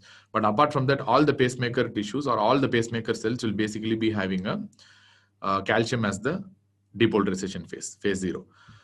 But the reason why they are called as pacemakers is because of this area, this particular area. So this is the reason why they are called as pacemakers. Why they are called as pacemakers? Because they have a tendency to spontaneously come to the threshold potential. If you take, this is the threshold potential and this is the resting membrane potential. So they have a spontaneous tendency to increase their potential towards the threshold potential and cause a firing. So that is the basic idea of a pacemaker cell. That's why they are natural pacemakers. And this is due to a current called as funny current. That is due to a type of sodium channel. These are also referred to as something called a leaky sodium channels. So which means they won't be closed completely at a resting state also. Even at resting state, they'll be leaking sodium slowly over a period of time. So because they are leaking sodium slowly over a period of time, they reach a threshold at some point. Once they reach a threshold, they start firing. So once again, they come back to the baseline. Once they come back to the resting membrane potential, they leak slowly. They will leak sodium into the cell and they will reach the threshold potential. Once again, they will fire. So this will keep on continuing. And if you see the rate of firing of this pacemaker cell, this is an automatic firing. So the automatic firing of this pacemaker cells is completely dependent on the slope of the like this funny current. So if the slope of the funny current can be altered, for example, if the slope is very high like this, let me draw you something different. So if the slope is like this, so then the firing will be more. So this is what is going to be if the slope is higher. If the slope is little bit close to the baseline, so if it's like this, then the firing will be very slow. It will take a long time to reach the threshold potential. The firing will be slow. So it's all about the slope of the funny current that determines the rate of the firing of the pacemaker. So if you take the natural slope, we're not talking about the pharmacological agents. If you take the natural slope is going to be like this. For example, I can tell an AV node. For AV node, it's going to be like this, which means it's naturally going to have a slower rate of firing. If you take, so for example, the ventricular slope is going to be like this. So naturally, the ventricles are going to fire much slower. So this is what is going to happen. So clear. So which means the AV nodal rate is going to be much less compared to the SA nodal rate, and the ventricular pacemaker cells are going to have a much higher slope, a much lower slope, and they're going to have a much lower rate of producing pacemaker activity compared to that of the sinus node. So there is always a tendency whenever you have a pacemaker with a higher rate, they tend to suppress all the other pacemakers with lower rate. And that process is what we refer to as an overdrive suppression, which I've told you already. That's what we call as rate dependent overdrive suppression. Naturally speaking, under physiological states, SA node has a capacity to produce pacemaker activity at a rate of 60 to 100. So this is the natural rate of sinus node. If you take the AV node, it will be somewhere around 45 to 60 or 40 to 60. If you take the ventricles, it will be somewhere around 15 to 25. So this is the natural pacemaker activity. So clear? So this is what is going to happen in the pacemaker cells. So bundle of his Purkinje fibers, you can think somewhere in between. For example, bundle of his, bundle branches, Purkinje fibers, all these things will have rate in between this 40 to 60 and 15 to 25. Maybe you can understand around 30, 35. That will be the rate of the bundle of his and probably Purkinje fibers pacemaker activity. So anyways, what you're trying to see, take home here is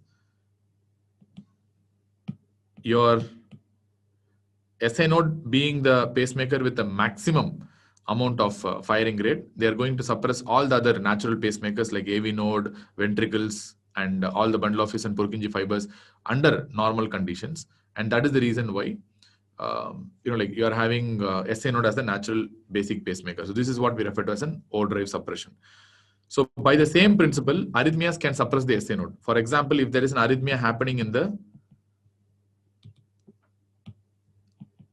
left atrium, like for example, you have an atrial fibrillation. Atrial fibrillation is producing a rate of 500. So if atrial fibrillation is producing a atrial rate of 500, this can reach the SA node through atrial depolarization. Now you know the pacemaker rate of SA node, it is only 60 to 100. So if it's only 60 to 100 and the AF is beating at the rate of 500, AF will suppress the SA node or SA node will still be active. What is your go? What is your answer? If you understand this, you should be able to understand this also. If you have an atrial fibrillation, AF rhythm will suppress the SA node or the SA node will still be active. Yes, of course, atrial fibrillation rhythm will suppress the pacemaker. So that's why SA node will not be active. So in fact, most of the supraventricular arrhythmias, this is a very important entity. Most of the supraventricular arrhythmias, SA node will be suppressed. SA node will be naturally suppressed in most of the supraventricular arrhythmia. Supraventricular means above the ventricles. If we get an arrhythmia, that's called a supraventricular arrhythmia. One of the best examples of supraventricular arrhythmia is atrial arrhythmias. Atrial arrhythmias is going to suppress the SA node, and of course, they are going to have a suppressed SA node, and this AF is going to take as a pacemaker of the heart now. So this is going to drive the heart into a different direction. That is why now the heart becomes under the control of atrial fibrillation. Now, since the atrial fibrillation rhythm is irregular, the entire heart's rhythm becomes irregular. So it's about how the pacemaker takes over the heart. So any pacemaker with a higher rate is going to take over the heart, and they're going to drive the entire heart, and that is going to be the phenomenon of something called as overdrive suppression. Suppose if it's a ventricular pacemaker, and this ventricular pacemaker is producing ectopic firing, and this is now controlling the ventricles, all right. But if this impulse is not able to reach the atrium, because AV node many times they don't conduct retrogradely. Suppose if they don't really conduct retrogradely into the atrium, then your atrium will, SA node will not be suppressed.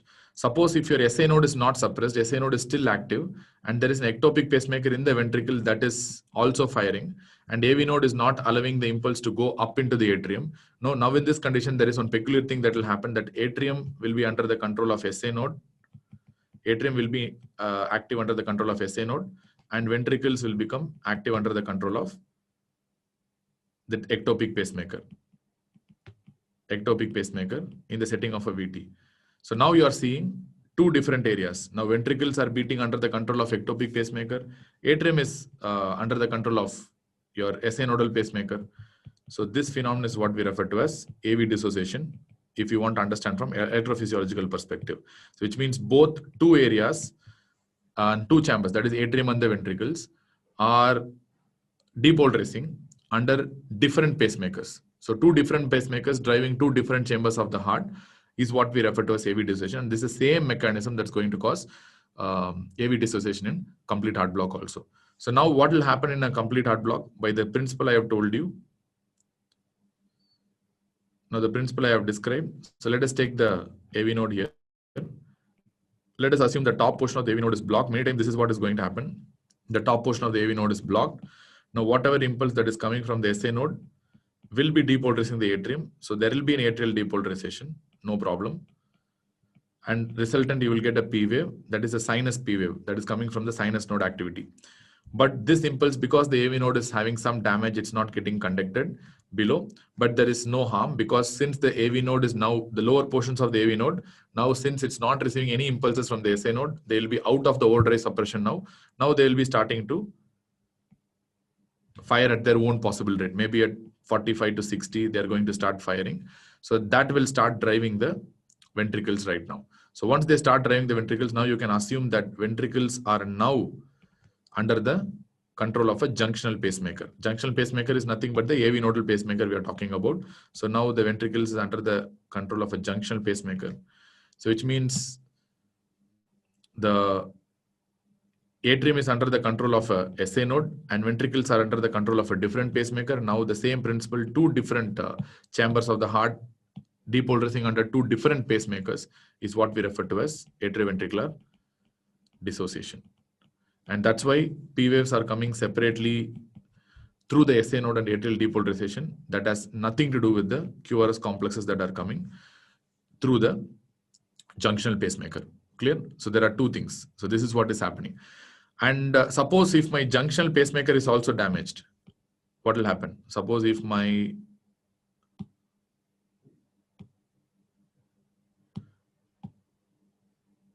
let us assume my junctional pacemaker is also damaged now.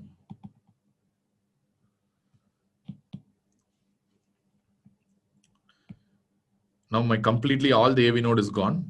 There is no AV node at all. There is no part of the AV node that is left now. VT is asking, VT impulses can travel retrogradely via AV node into the atria. Yes, possible. There are some ventricular tachycardias where retrograde conduction has been shown. But for you, that is not important. You can assume that in VT, at an undergrad level and even at postgrad level, for practice level, you have to know that usually the AV node does not conduct retrogradely. But there has been ventricular atrial conduction. Bundle of His will take over. Yes, in this setting, if the AV node is completely damaged, it's not working at all. Now the bundle of His will try to stimulate the heart. Even if the bundle of His is damaged, now the bundle branches itself, one of the bundle branches will start producing the ectopic pacemaker activity. Even if the bundle of His is also damaged, now the Purkinje fibers that are penetrating the muscles will start producing pacemaker activity. Now if the Purkinje fibers are also damaged, now in this setting, the ventricles itself will start producing the pacemaker activity, and one part of the ventricle, any portion of the ventricle will start firing, and that will take over the heart as a natural pacemaker. And if everything is dead, you are dead. That's all. There's no point after that. That's all. So you cannot ask questions after that. So that's all gone. So in this setting, what's really happening is you can see sequentially, your heart is getting depolarized in this particular fashion from here to here. So which means initially it starts with the SA node. If it fails, then it comes to the junctional activity, that is AV node. If AV node also failed, then it goes down sequentially like that back to the ventricle. So what you can see here is as you go down from the SA node to the ventricles, the rate of firing will decrease. Of course, the pacemaker activity, the pacemaker rate will decrease. And finally, one more important thing is the QRS width will increase. You know, suppose if the ventricles take over as a pacemaker, it's a myocyte to myocyte conduction. So you can understand very easily. So of course, if the bundle branches are taking over. So of course, if the bundle branches are taking over, then this bundle branch, if it fires, if the left bundle branch is firing, then it is like a right bundle branch block, because only the left bundle branch is firing and the right bundle branch is not helping in the conduction of the impulse, and there will be myocyte to myocyte conduction. And once again, it is like a white QRS only. So what the net idea is, whatever may be the case, don't worry about anything. As you move from higher end to the lower end, from SA node towards the ventricle, your rate of firing will decrease and the QRS width is going to increase. Suppose, let me tell, a patient with a complete heart block with a narrow QRS. What is your impression? So where will be the problem? Where will be the problem? See, complete heart block means the problem is in the AV node. Problem is in the AV node only. But my question is, where is the pacemaker? That's what I'm asking. Where is the pacemaker in a complete heart block if the patient is having a narrow QRS? Yes, that's all. It's an ectopic pacemaker only, but where is the pacemaker? Most probably, the pacemaker is in the AV node itself, Which means what I'm trying to tell is there is a complete heart block because of some portion of the AV node is completely damaged, so that whatever impulse that is reaching the AV node, it's not releasing down. But there will be some part of the AV node that can still be active, that is acting for functioning as a pacemaker, and this is what we refer to as something called a junctional pacemaker. Clear? I mean, junctional block is different. That's a complete heart block only we are talking about. There's nothing like a junctional block, that we have something called a junctional rhythm, and we have something called a junctional tachycardia also. Remember, if this pacemaker rate is low, the pacemaker rate here, let's see if it's going to be 60, then that's fine. So then it will be all right. Suppose if this pacemaker's rate is suppose 120, due to some reason of enhanced automaticity, if this pacemaker rate is 120, suppose if this pacemaker sometimes can move up back into the atrium, now this 120 rate can suppress the SA node, and they can produce a phenomenon called junctional tachycardia also. So it's all about whether they're able to travel up or not. So you can get a variety of picture, but for complete heart blocks perspective, if you know this much, it's more than enough. That suppose if you are having narrow QRS, very likely the problem must be in the AV node, and the pacemaker is also in the AV node only. Suppose if there is a complete heart block and I'm having a wide QRS, what does that mean? Which means the AV node is blocked, even the bundle of his is blocked, which means I'm talking about some infranodal block. That's what happens. Whenever you see a wide QRS in a heart block, it means I'm having an infranodal block. Because of the infranodal block, I'm having infranodal pacemaker, infranodal escape rhythm, infranodal escape pacemaker.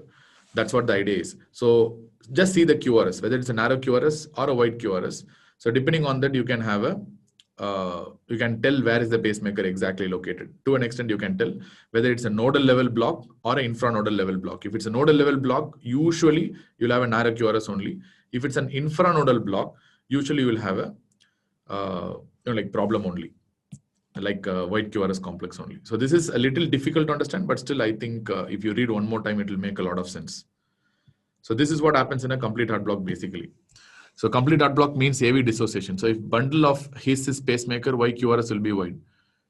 No. Which part of the bundle of his is taking over? Remember, if you see the microanatomy of bundle of his itself is divided into multiple areas, multiple zones, where one portion will be connected to the left bundle and another portion can be connected to the right bundle.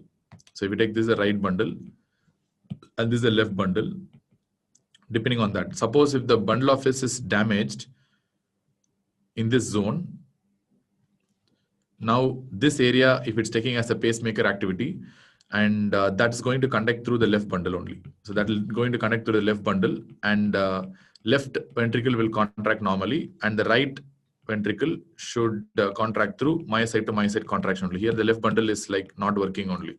So depending on where the problem is, which bundle is conducting within the bundle office. So depending on that, you will be having left bundle branch block or even right bundle branch block pattern. So it's not like bundle office damage means it's something different. Clear? So in this setting, if the if the patient is conducting only through the left bundle, yes, it will be a right bundle branch block pattern kind of a thing. So that's what I'm trying to tell. So no need to confuse. If you have a narrow QRS, you can assume it's a nodal pacemaker and it's a typical nodal block only. If it's a wide QRS, then you talk about an infranodal block, and it must be an infranodal pacemaker. That's all. Nodal versus infranodal. So if I talk about a nodal block and a nodal pacemaker, or if I talk about an infranodal block and an infranodal pacemaker, nodal block means narrow QRS, infranodal block means wide QRS. That's all. Nodal, narrow, infranodal, wide. So this is the final net take-home point. That's all. Nothing else. Do you understand at least this one? So what will be the final take-home point? So nodal means narrow QRS. Infranodal block means it's a wide QRS. That's all. That's all. Clear. Understood. So this is a story of AV block basically. So let us see some basic flow charts so that it will be easier for you to understand really. Let us see the story. Flow chart here. So what flow chart we need to know? The first is if you have any bradycardia or if you're having a suspected heart block, the first thing that they're going to look out is whether the P wave is really there or not. So P wave is there or P wave is not there. Suppose P wave is not there, what is the differential diagnosis? P wave is there means what is the differential diagnosis? P wave is not there means then there is multiple differential diagnosis. In this setting, you have to see the rhythm, where the rhythm can be regular or rhythm can be irregular. Rhythm can be irregular. If P wave is not there, and if you're going to have a very regular rhythm, and you cannot see any P wave in the ECG, and if you have a regular rhythm, the first diagnosis that you have to make is AF with complete heart block. This is the first diagnosis you need to make.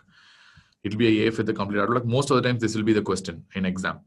If it's an irregular rhythm, again, I'm going to think about an atrial fibrillation, but the patient is having some problem like AV nodal blocker toxicity. So very common drug that produces this kind of picture is digitalis. So we are talking about a digitalis toxicity here. So let us break it one by one and find out why this is the case. Why in AF with AV nodal blocker toxicity you are getting an irregular rhythm, and why AF with complete heart block you are getting a regular rhythm. For this, let us draw the same age-old diagram one more time. So one thing I'm going to talk about AF with, first let us say in atrial fibrillation. In atrial fibrillation, what is the problem? There's the AV node in both. In atrial fibrillation, you are having a rate of 500 to start with. And if it goes to the AV node, of course, AV node is not going to release all the impulses, and it's going to release probably around 160 maybe, let us assume. But I feel this 160 is too much for that particular patient. Patient may be a cardiac disease patient, so 150 may be too high for me. So I'm trying to block this AV node, and I'm giving an AV nodal blocker. If I'm giving the AV node and I'm assisting the AV node, because already AV node is blocking impulses, now I'm giving an additional AV nodal blocker, means this is going to cause the AV, this is going to help the AV node in blocking extra impulses. Now my ventricular response is becoming maybe 120.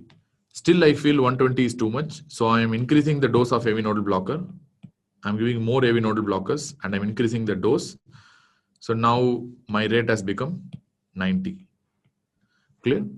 So that will be the case. That's what I want, because I don't want 160 and I want around 80, 90 as a heart rate, as the ventricular response. So I'm assisting the AV node and helping the AV node in blocking the impulses more and more by giving an AV nodal blocker.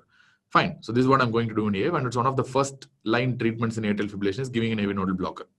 But remember, exception is a pre-exerted AF, which you have discussed already, where you should not touch the AV nodal blockers. Now, what other point that you have to notice, giving AV nodal blocker is not affecting the atrial fibrillation. Still the AF is happening, which means it's only to protect the ventricles. We are giving AV nodal blockers. AV nodal blockers is like a ventricular protection. You are protecting the ventricle against the harmful effects of the AV node. Harmful effects of the atrial arrhythmia by blocking the AV node. So that's what we're trying to do by giving AV nodal blocker. So that's completely different. So arrhythmia will not be touched. AF cannot be stopped because you are giving AV nodal blocker, because the action is completely at a different place. Arrhythmia is happening at the atrium, but you are basically blocking the AV node. So how can you stop the AF? AF will still happen. So that's not a case. So even if it goes at 90, the rhythm will still be irregular only, because still it is under the influence of atrial fibrillation rhythm only. So the rhythm is going to be absolutely irregular. Fine. Now the toxicity has become more and you have given too much dose of AV nodal blocker. Like a digoxin, you have given too much dose in this setting. Now the block will be severe and the rhythm might become only to a rate of 30. So now this is very bad, because you have given too much dose. You have reduced the ventricular response to a great level. Now it's only 30 and they've entered the bradycardia range. So this is toxicity. So this is definitely, and one of the important reasons is digitalis toxicity, which is a AV nodal blocker, of course. That's what you see. I don't know whether people who work in Tamil Nadu government hospitals will be knowing about oleander seed poisoning. The oleander seed's active principle is digitalis. So that's why oleander seed poisoning, if you see, they'll always have a lower heart rate while they're coming. They'll have 20, 15, I've seen 20, 22 heart rate and all. That is because of the severe digitalis toxicity that these patients are encountering. Anyways, so this still, even though if the heart rate is 30, they will be having a irregular rhythm only. Yes, that's what. Wait. So still they will be having irregular rhythm only, because whatever may be the case, even if you have blocked the AV node to a great extent, now still, like the ventricle is actually under the influence of the atrial fibrillation rhythm only. AF is still the one that taking over the entire heart, and still since the ventricle is under the influence of AF, they will be still irregular only. Now there will be a certain situation where there will be a complete heart block or a complete AV block. Full-blown AV block is there because you have given so much of drug. Digoxin is now in too much excess. Now it has caused a complete heart block. So in this setting, AF is still beating at 500, but the problem is none of this AF impulses, how much ever they try, they are not crossing the AV node because now the AV node has gone for complete heart block, complete block. Now we know that some lower pacemaker within the AV node itself will take over and they will start pacing the heart. So now what will happen is, since now the ventricles has become under the influence of a junctional pacemaker or probably even a lower pacemaker, junctional pacemaker, now the rhythm is going to become regular. So previously the heart was under the influence of your atrial fibrillation. Now the heart has come to the influence of a junctional pacemaker, which is a natural pacemaker basically. So that's why the rhythm has become regular. So that is why whenever the atrial fibrillation goes for a complete heart block, the rhythm will become regular. And once again, the most common reason for AF going for a complete heart block is digitalis toxicity. Very, very common question in exam because digoxin is such a common drug that we use for atrial fibrillation. So in terms of digitalis toxicity, even in the setting of atrial fibrillation, the patient will go for a regularization of the rhythm. So in exam, that's a very crucial point to know because very common question in exam. A patient suffering from atrial fibrillation, you have started with digitalis, digoxin. Next day, the patient has gone for regularization of rhythm. So they will ask you what is the cause. The cause is too much dose of digitalis, and that has caused the complete heart block because of digitalis overdose. Because you have completely blocked the AV node and you have caused full digitalization. In that setting, there will be regularization of the rhythm. So regularization of the rhythm in the setting of AF without attempted cardioversion, the answer is digoxin or digitalis toxicity. So of course, you have to complete the diagnosis with the ECG. In ECG, you will be seeing no P waves. Still, there will be a bradycardia. And the patient will have a regularization of the rhythm. So that is typical of a atrial fibrillation with the complete heart block. I think you can get this. So whenever I see this kind of absent P wave, still I have a bradycardia, I have to strongly suspect digitalis toxicity in exam. Very, very practical and common question. Even if the rhythm is regular or even the rhythm is irregular, I have to suspect a digitalis toxicity only, which will cause either a complete heart block causing regularization of the rhythm, or it can cause sort of an AV nodal blocker toxicity kind of a thing producing an irregular rhythm if they have not gone for the complete heart block kind of a situation. So digitalis toxicity is the key here, and that's going to be the exam question often. And I'll show you an ECG example. I don't know whether I have that or not. I think I should be able to show that.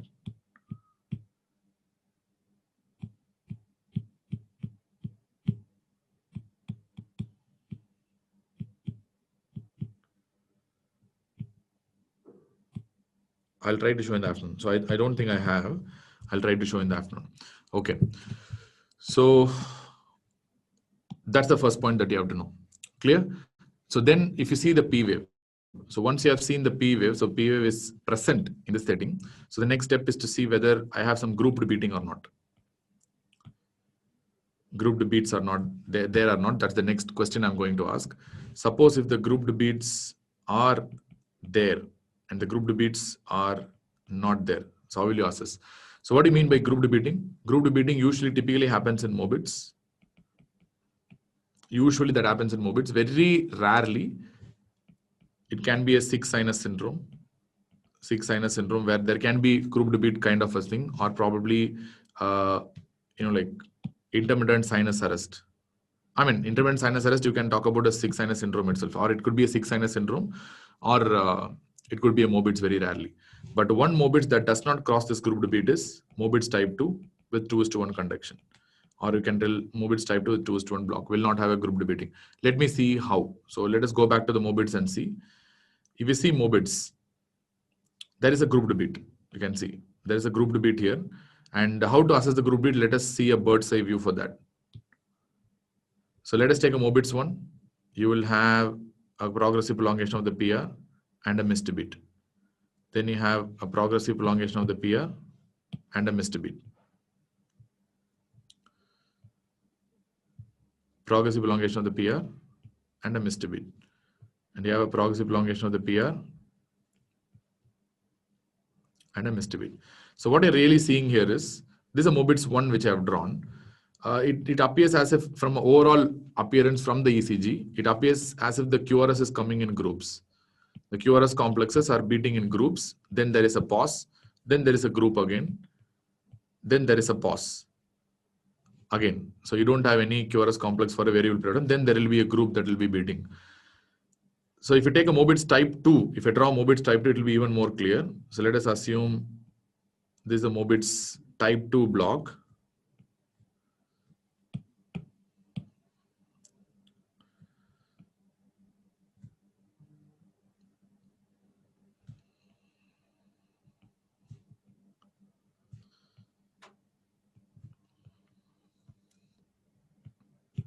So what you're seeing here is, I should have drawn another P wave here. Sorry for that. So what you're seeing here is, once again here, the QRS tends to come in clusters. So in between you're having a lot of pause. In between you're having a pause. So this is what I mean by grouped beats. So this QRS complex that are appearing in groups is what we refer to as something called grouped beats. It can be very easily demonstrated. So I'll ask you one question in ECG, whether you have grouped beat or not in this ECG. That's what I'm going to answer. Is there any grouped beat in this ECG? Answer is yes or no. Is there any grouping here? Yes or no?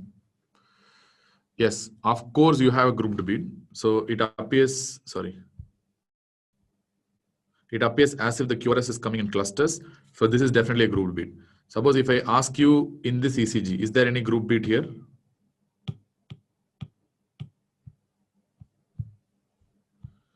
So this ECG, you have any group beats in this? You have or you don't have? Yes or no? Yes, of course. Of course, you are having a grouping here, grouping here, grouping here, which means this missed beat is the one that's going to tell whether it's a group beat or not. So this is a QRS is coming in clusters. This is a grouped beat for sure. And I'll ask you one more ECG, which will have a group beat or not. You are going to tell. So this is having a group beat or not? This is having a cluster or not? Is there any group beating here in this ECG?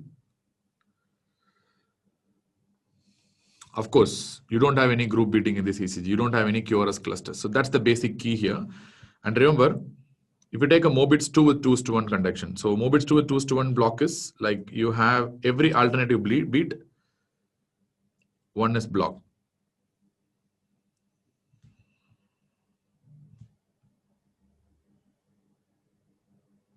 So every alternative beat, one beat is block. For example, every 2 P waves, you have only one QRS.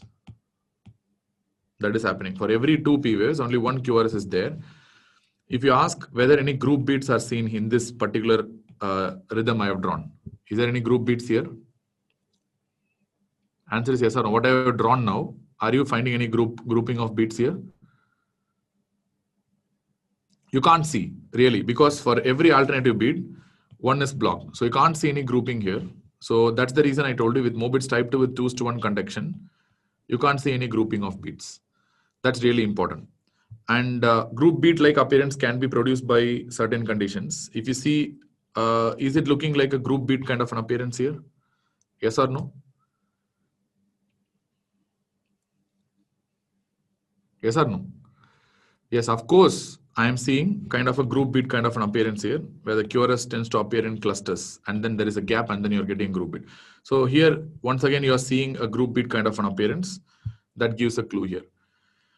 So how will you find out these kind of common rhythms in the exam? Where is that? Yeah. How you're going to understand, identify this kind of common kind of a question. So if your group beats are there, then either it should be a MBBS or very rarely it can be some kind of a sinus arrest or probably a sick sinus syndrome. So anything related to the sinus node, that's what I'm trying to tell. But even though there are many subspecialties under that, like SA nodal exit block is there. We're not going to discuss about that right now because that's not your cup of tea. But these kind of common rhythms, how to differentiate. Basically what you're trying to do is you're going to see, is there any preceding P wave?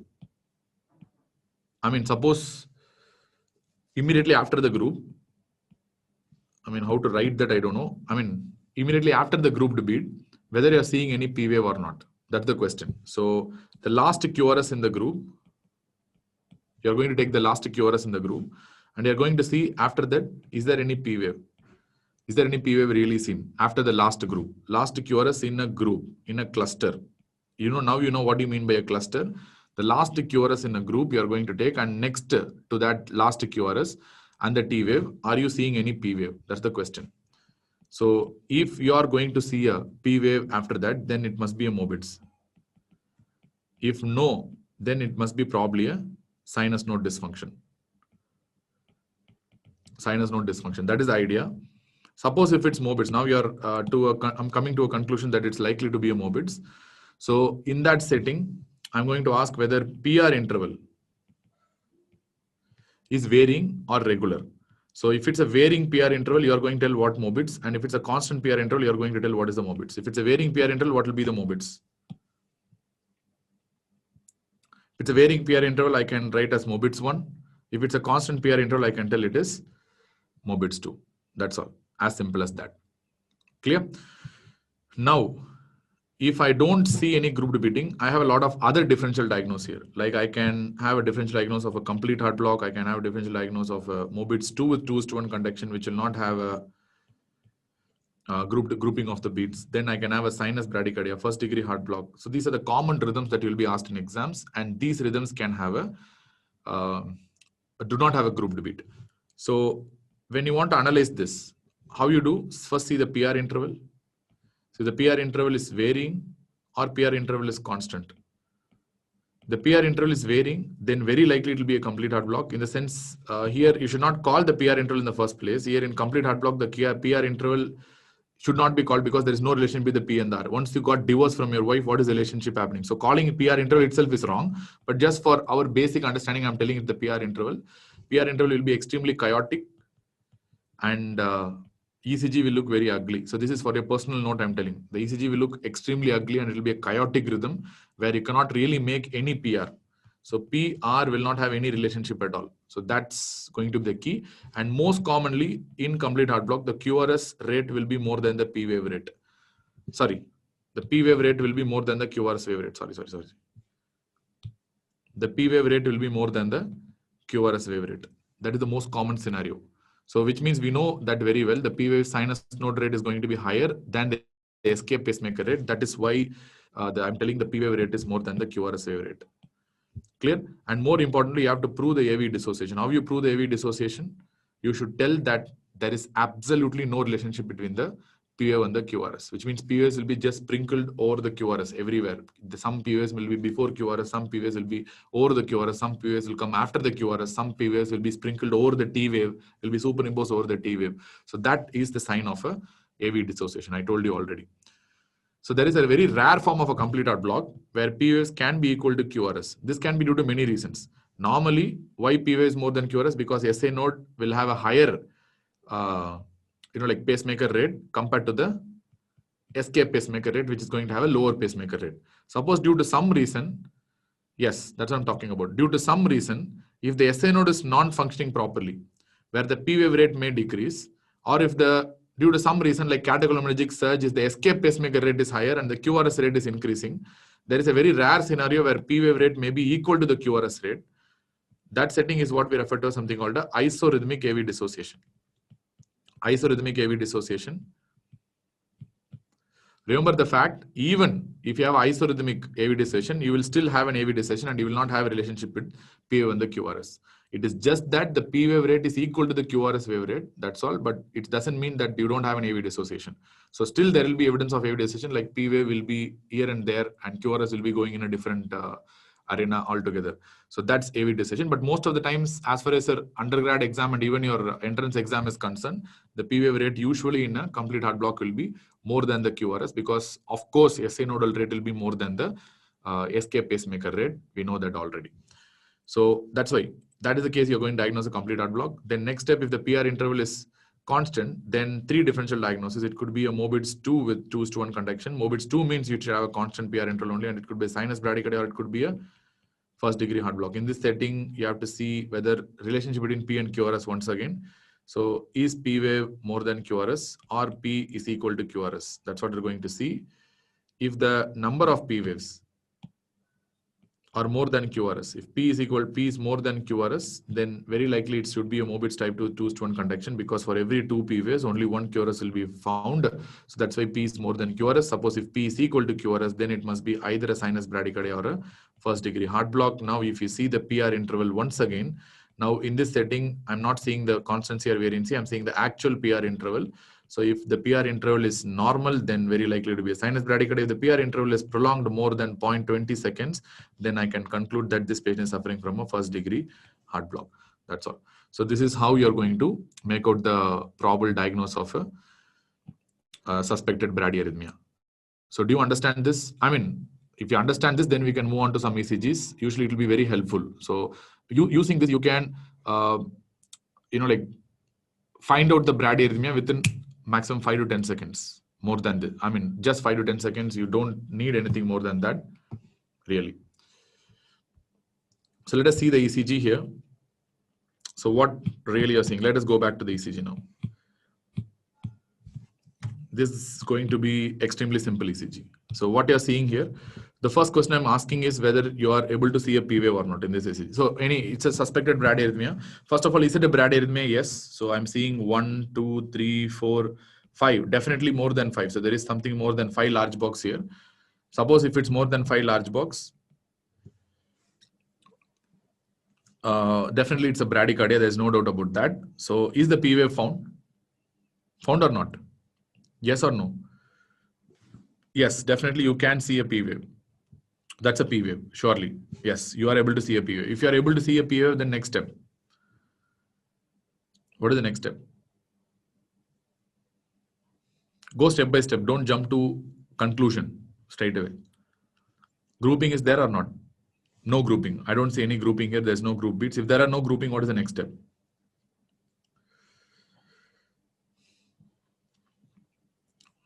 PR interval. PR interval is constant or varying according to your judgment? PR interval is constant. Okay. If PR interval is constant, you have to see the number of P waves. Number of P waves is like 1 QRS, 1 P, 1 QRS, 1 P, 1 QRS, 1 P, 1 QRS, or you're having more PRS, more P than QRS. P equal to QRS or P more than QRS? That's what I'm asking. So 1 P, 1 QRS, 1 P, 1 QRS, 1 P, 1 QRS, 1 P, 1 QRS. So this is definitely a P equal to QRS kind of a scenario. So if it's a P equal to kind of a QRS in a kind of scenario, then you have to see the actual PR interval. If you have actual PR interval, is it prolonged or it is normal? That's what you have to see. In this setting, let us zoom it and see. I see 1, 2, 3, probably 4 small boxes are there. 4 small boxes means I think it's 0.16 seconds, approximately 0.15 to 0.16 seconds will be the PR interval here, which is a normal PR interval or a prolonged PR interval. Of course, it's a normal PR interval. If it's a normal PR interval, what is your diagnosis? It's a very simple one. This patient is basically suffering from hypothyroidism and is having sinus bradycardia because of the hypothyroidism. Then go to the next one. This is a very easy one. So first thing, are you seeing the P waves? Somewhere you're able to see the P waves. Are you able to see the P waves here? Somewhere? Anywhere in the ECG? Yes, you are able to see the P waves. Of course, many areas I can show. I can see the P waves, no problem at all. There are P waves before the QRS. So if there are P waves before the QRS, then next step is to see the grouped beats. I mean, Brady is there basically. For example, if you take this rate in between these two, 1, 2, 3, 4, 5, definitely it's more than 5. So there are evidences of bradycardia at certain places. Fine. And grouped beats are there or not? So definitely yes. So 1, 2, and 3 clusters I can see here. So there are 3 grouped beats here. So if there are group beats, what is the next step? I mean, don't jump into the answer. So tell the next step. If there are grouped beats, it could be sinus node dysfunction also. Take the last group. I mean, take one group and see immediately after the last QRS, you have a P wave or not. You have a P wave. Yes, of course. So take the last group and see. So this is the last group and see whether you have a P wave after the QRS or not. So P following the last QRS in a group is there. So definitely if there is a P, then it's unlikely to be a sinus problem. So it's likely to be a MBBS. If it's going to be a mobits, what kind of mobits is there? You have to see whether the PR interval is varying or not. So what is whether PR interval is varying or PR interval is constant here? PR interval is varying or PR interval is constant? What is your diagnosis? So many people are telling it is varying. Many people are telling it is constant. Ideally speaking, the PR interval is varying. So it's not constant. It's basically varying here. So how will you find out whether it's varying? I mean, it's a common confusion, especially when you see these ECGs for the first time. You will be able to, you will be tending to confuse. I'm not denying that fact. But how to find out in a very easy way? It's very simple. Take a single group, take a cluster, take a single group, and see the PR of the first beat and see the PR of the last beat. That's very easy. So once you see the PR of the first beat and once you see the PR of the last beat in the same group, you can see a gross difference that this PR is only this much and this PR is this much.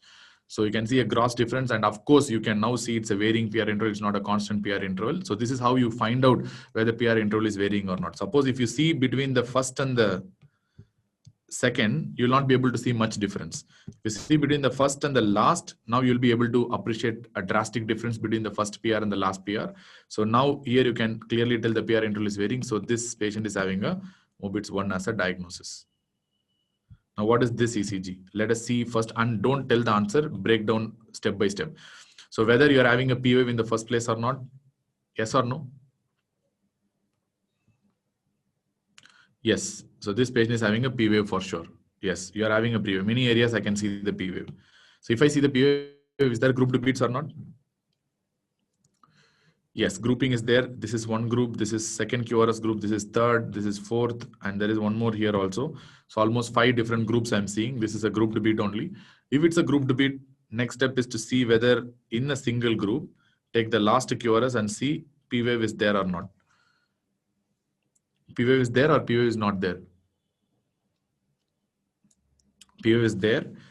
So if the P wave is there, then it must be some form of mobits. If it's some form of mobits, then you see the PR interval, whether it's constant or varying. What is the PR interval here? This is a PR, this is the PR, this is the PR. If it's constant or varying PR.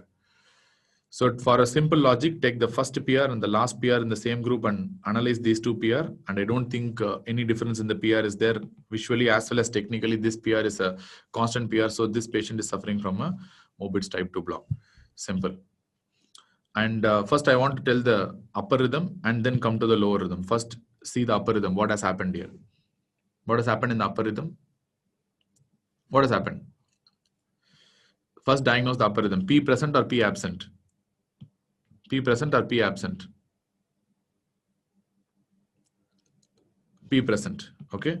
P is present. Okay. So if P is present, then what else? Next step.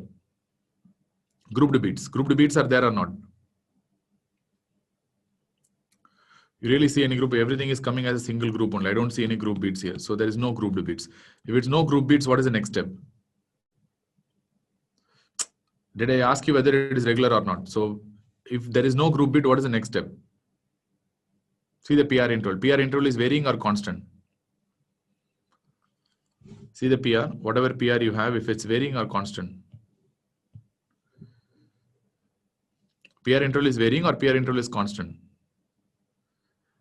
Definitely PR interval is constant. It is not changing. If the PR interval is constant, next step is to see whether P more than QRS or P equal to QRS. Is there anywhere else you are seeing the P wave? That's what the question is. Apart from the one before the QRS. P more than QRS or P equal to QRS. So there is another P wave here also. And that's why yesterday itself I discussed, if somebody has doubt that whether it's a U wave or not, you have to compare the morphologies. And clearly speaking, these morphologies are absolutely the same. And there is no, different in morphology. So this must also be the P wave because of similar morphology. So definitely P are more than QRS. You have only, in the sense like what is the diagnosis here? So this is a mobits type 2 with 2:1 conduction or 2:1 block. Clear? So this is a mobits 2 with 2:1 conduction. This is an example of mobits 2 with 2:1 conduction where you don't have any grouped bits. But generally all the other types of mobits will have that grouping of the bits, which is very characteristic. Then next step, see the last rhythm and find out what is that, what has happened here in the last rhythm. So now forget that first one and go to the last one. Last one. So see the last one, whether you are seeing the P wave or not. That's the question. First, are you able to see the P wave? Yes or no? Yes, definitely you are seeing a P wave. There's no doubt. So if you are seeing a P wave, next step. Are there any grouping? Is there any grouping here? Absolutely no. No grouping of beats. Sure. If there's no grouping, what is the PR interval? Varying or constant?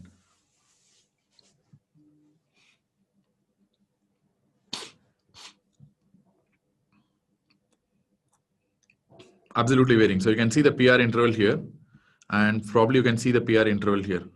Varying or constant? Definitely varying PR interval. If it's going to be varying PR interval, what is the diagnosis? What is the diagnosis? This is a patient with a complete heart block. That's all. So to tell further it's a complete heart block, you need to prove that the ECG is ugly. See here it's okay, but see here it's something is wrong here. It's not correct. It's very ugly compared to the first one. So in what way it is ugly? Because the P waves are coming everywhere. The P waves are being sprinkled all over, like ugly topping. So you can see here, this is a P wave. And there is, like this QRS is nice and tight. This QRS is nice and tight. This QRS is also nice and tight. But if you see this QRS, you look, there is someone has hit on the QRS and it has swollen at that place. This is the bump in the QRS, right? So why that bump is happening? That is because there is a superimposed P wave over the QRS. And similarly, in other common sense, if you take this T wave, is nice and tight. This T wave is nice and tight. This T wave is also nice and tight. But if you see this T wave, it looks very different. It looks as if somebody has hit the T wave and it has got some swelling on that. So it's a very ugly one. It's a bump on the T wave that tells you that this patient is having a probably sprinkled QRS all over. So you can see a P wave that's sprinkled over the T wave. You can see a P wave that is sprinkled over the QRS. You are seeing some P wave that is coming after the QRS. See here, you can see a P wave that is coming after the QRS. Here you are seeing a P wave that is coming before the QRS. Here you are seeing the P wave that is coming in the QRS. Here you are seeing a P wave that is superimposing over the QRS. So this is a clear-cut sign of a atrioventricular dissociation. So if you prove, first diagnose the complete heart block, then confirm it by proving the AV dissociation. That's how my strategy is, because that will be very simple. Otherwise, you will be confusing with many other conditions. So straight away, this is definitely a complete heart block. Clear? So this is basically a complete heart block. Then what is this one? So here is a classic one. So here what you're going to do is here, first see whether bradycardia is, this is a no-brainer. This is definitely a brady. You can see for a long area, you don't see any beat at all. So if it's a bradycardia, what is the next step? P wave. P wave is there or not? Definitely, I think P wave is there. There's no doubt about that. So you have a P wave. So if there is a P wave, what is the next step?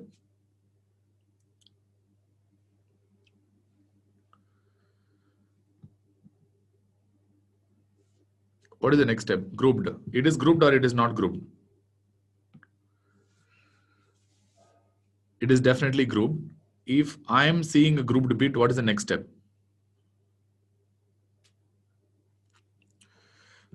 Take a single group and see whether I'm able to see any P wave in the last beat or not. After that, this thing, if I'm able to see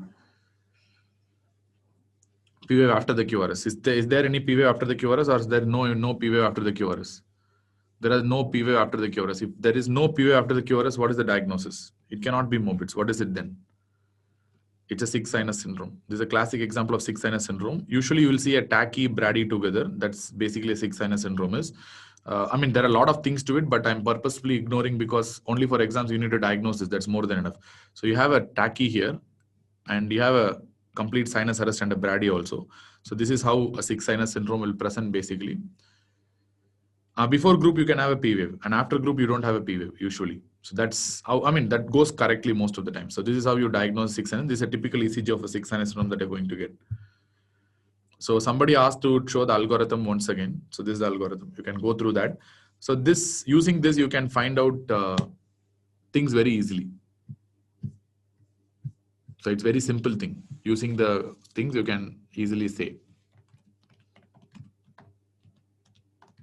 I'll show you another ECG. I'm only going to show 2-3 ECGs and just move on. and you are going to go for lunch. Only 2 more ECGs.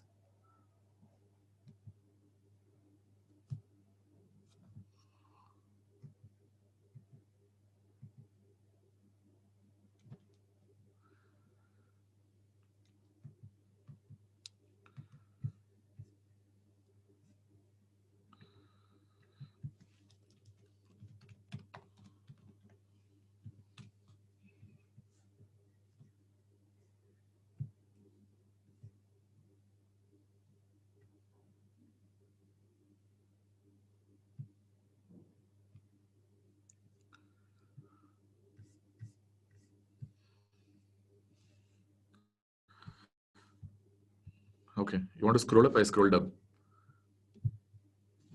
Left screen. Okay. Okay.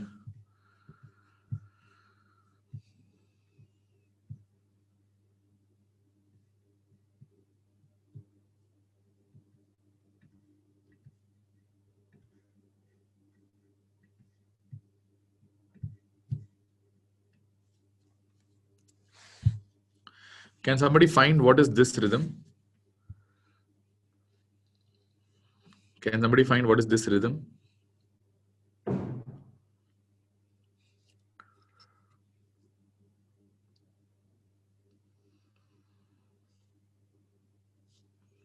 So first of all, you have a bradycardia, you don't have a bradycardia.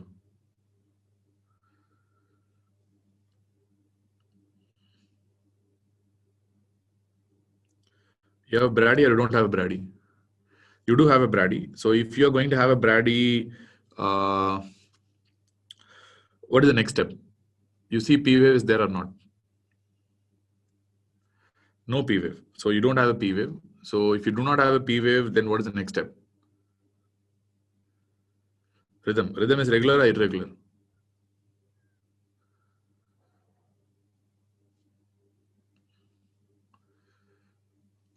Rhythm is regular or irregular? Definitely, it's very simple that the rhythm is irregular. You can see this gap and this gap. How can it be regular? And you can see, you can compare these two itself, this gap and this gap. So definitely it is an irregular rhythm without a doubt. So this is an irregular rhythm. So what is the diagnosis then? Yes, most often this patient is having a digitalis toxicity. And this is an example of a digitalis toxicity. And the same patient, let me tell you one more ECG.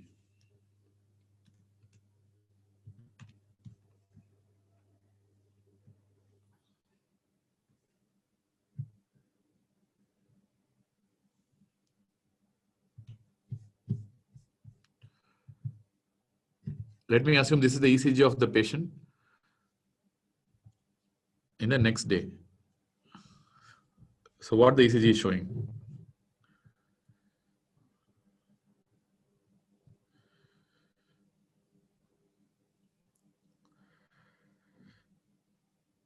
So now the same patient with AF, now they are gone for regular rhythm or irregular rhythm?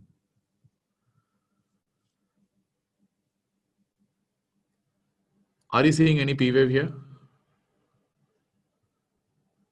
Are you seeing any P wave? No. And the patient is having a regular rhythm. So if I tell the history, the same patient with atrial fibrillation, now next day he is generating an ECG like this. So this is a typical example of atrial fibrillation with a complete heart block.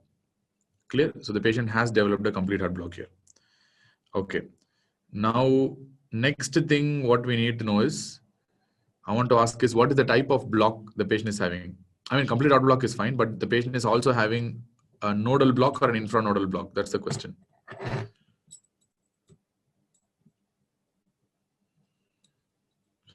Yeah, there are two differential diagnoses here. Either the patient is having a nodal block with a bundle branch, with a bundle branch block, or the patient is having a infranodal block basically. So there are two possibilities here. In general, this patient, I can, depending on the situation, I can consider this patient to have an infranodal block because they have a wide QRS, or I can assume that this patient is having a nodal block with a de novo left bundle branch block. So this is an LBB pattern or RBB pattern that you're seeing.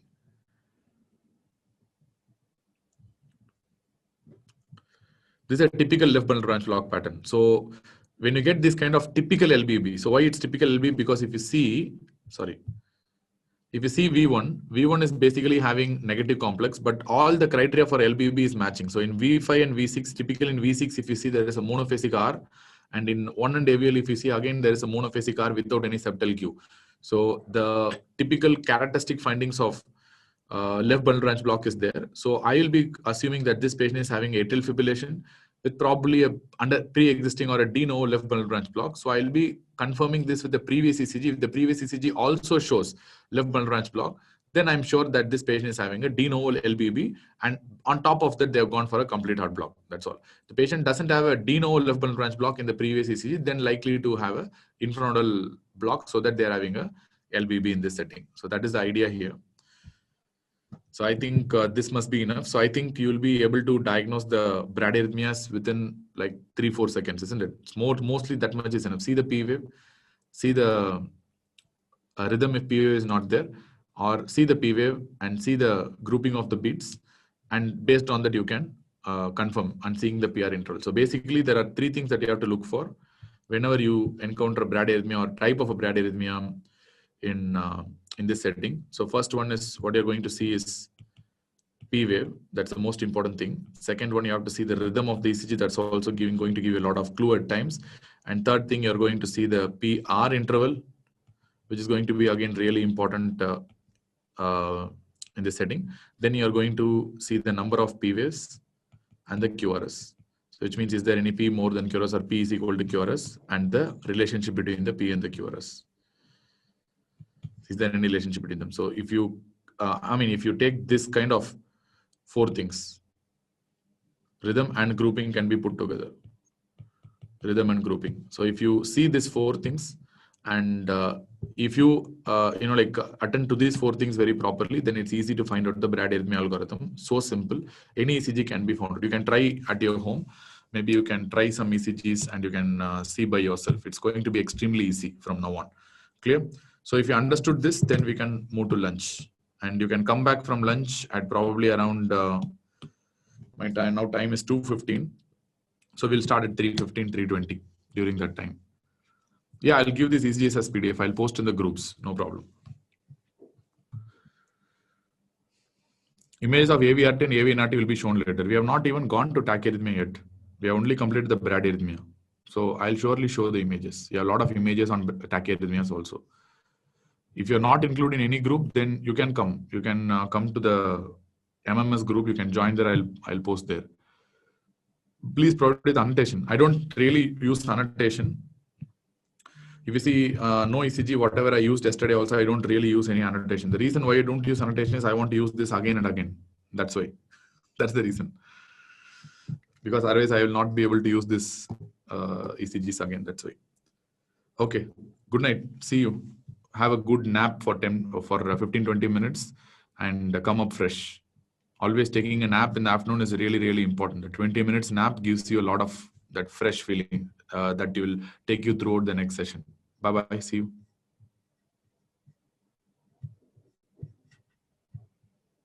Back at 3:15, 3:20. Bye.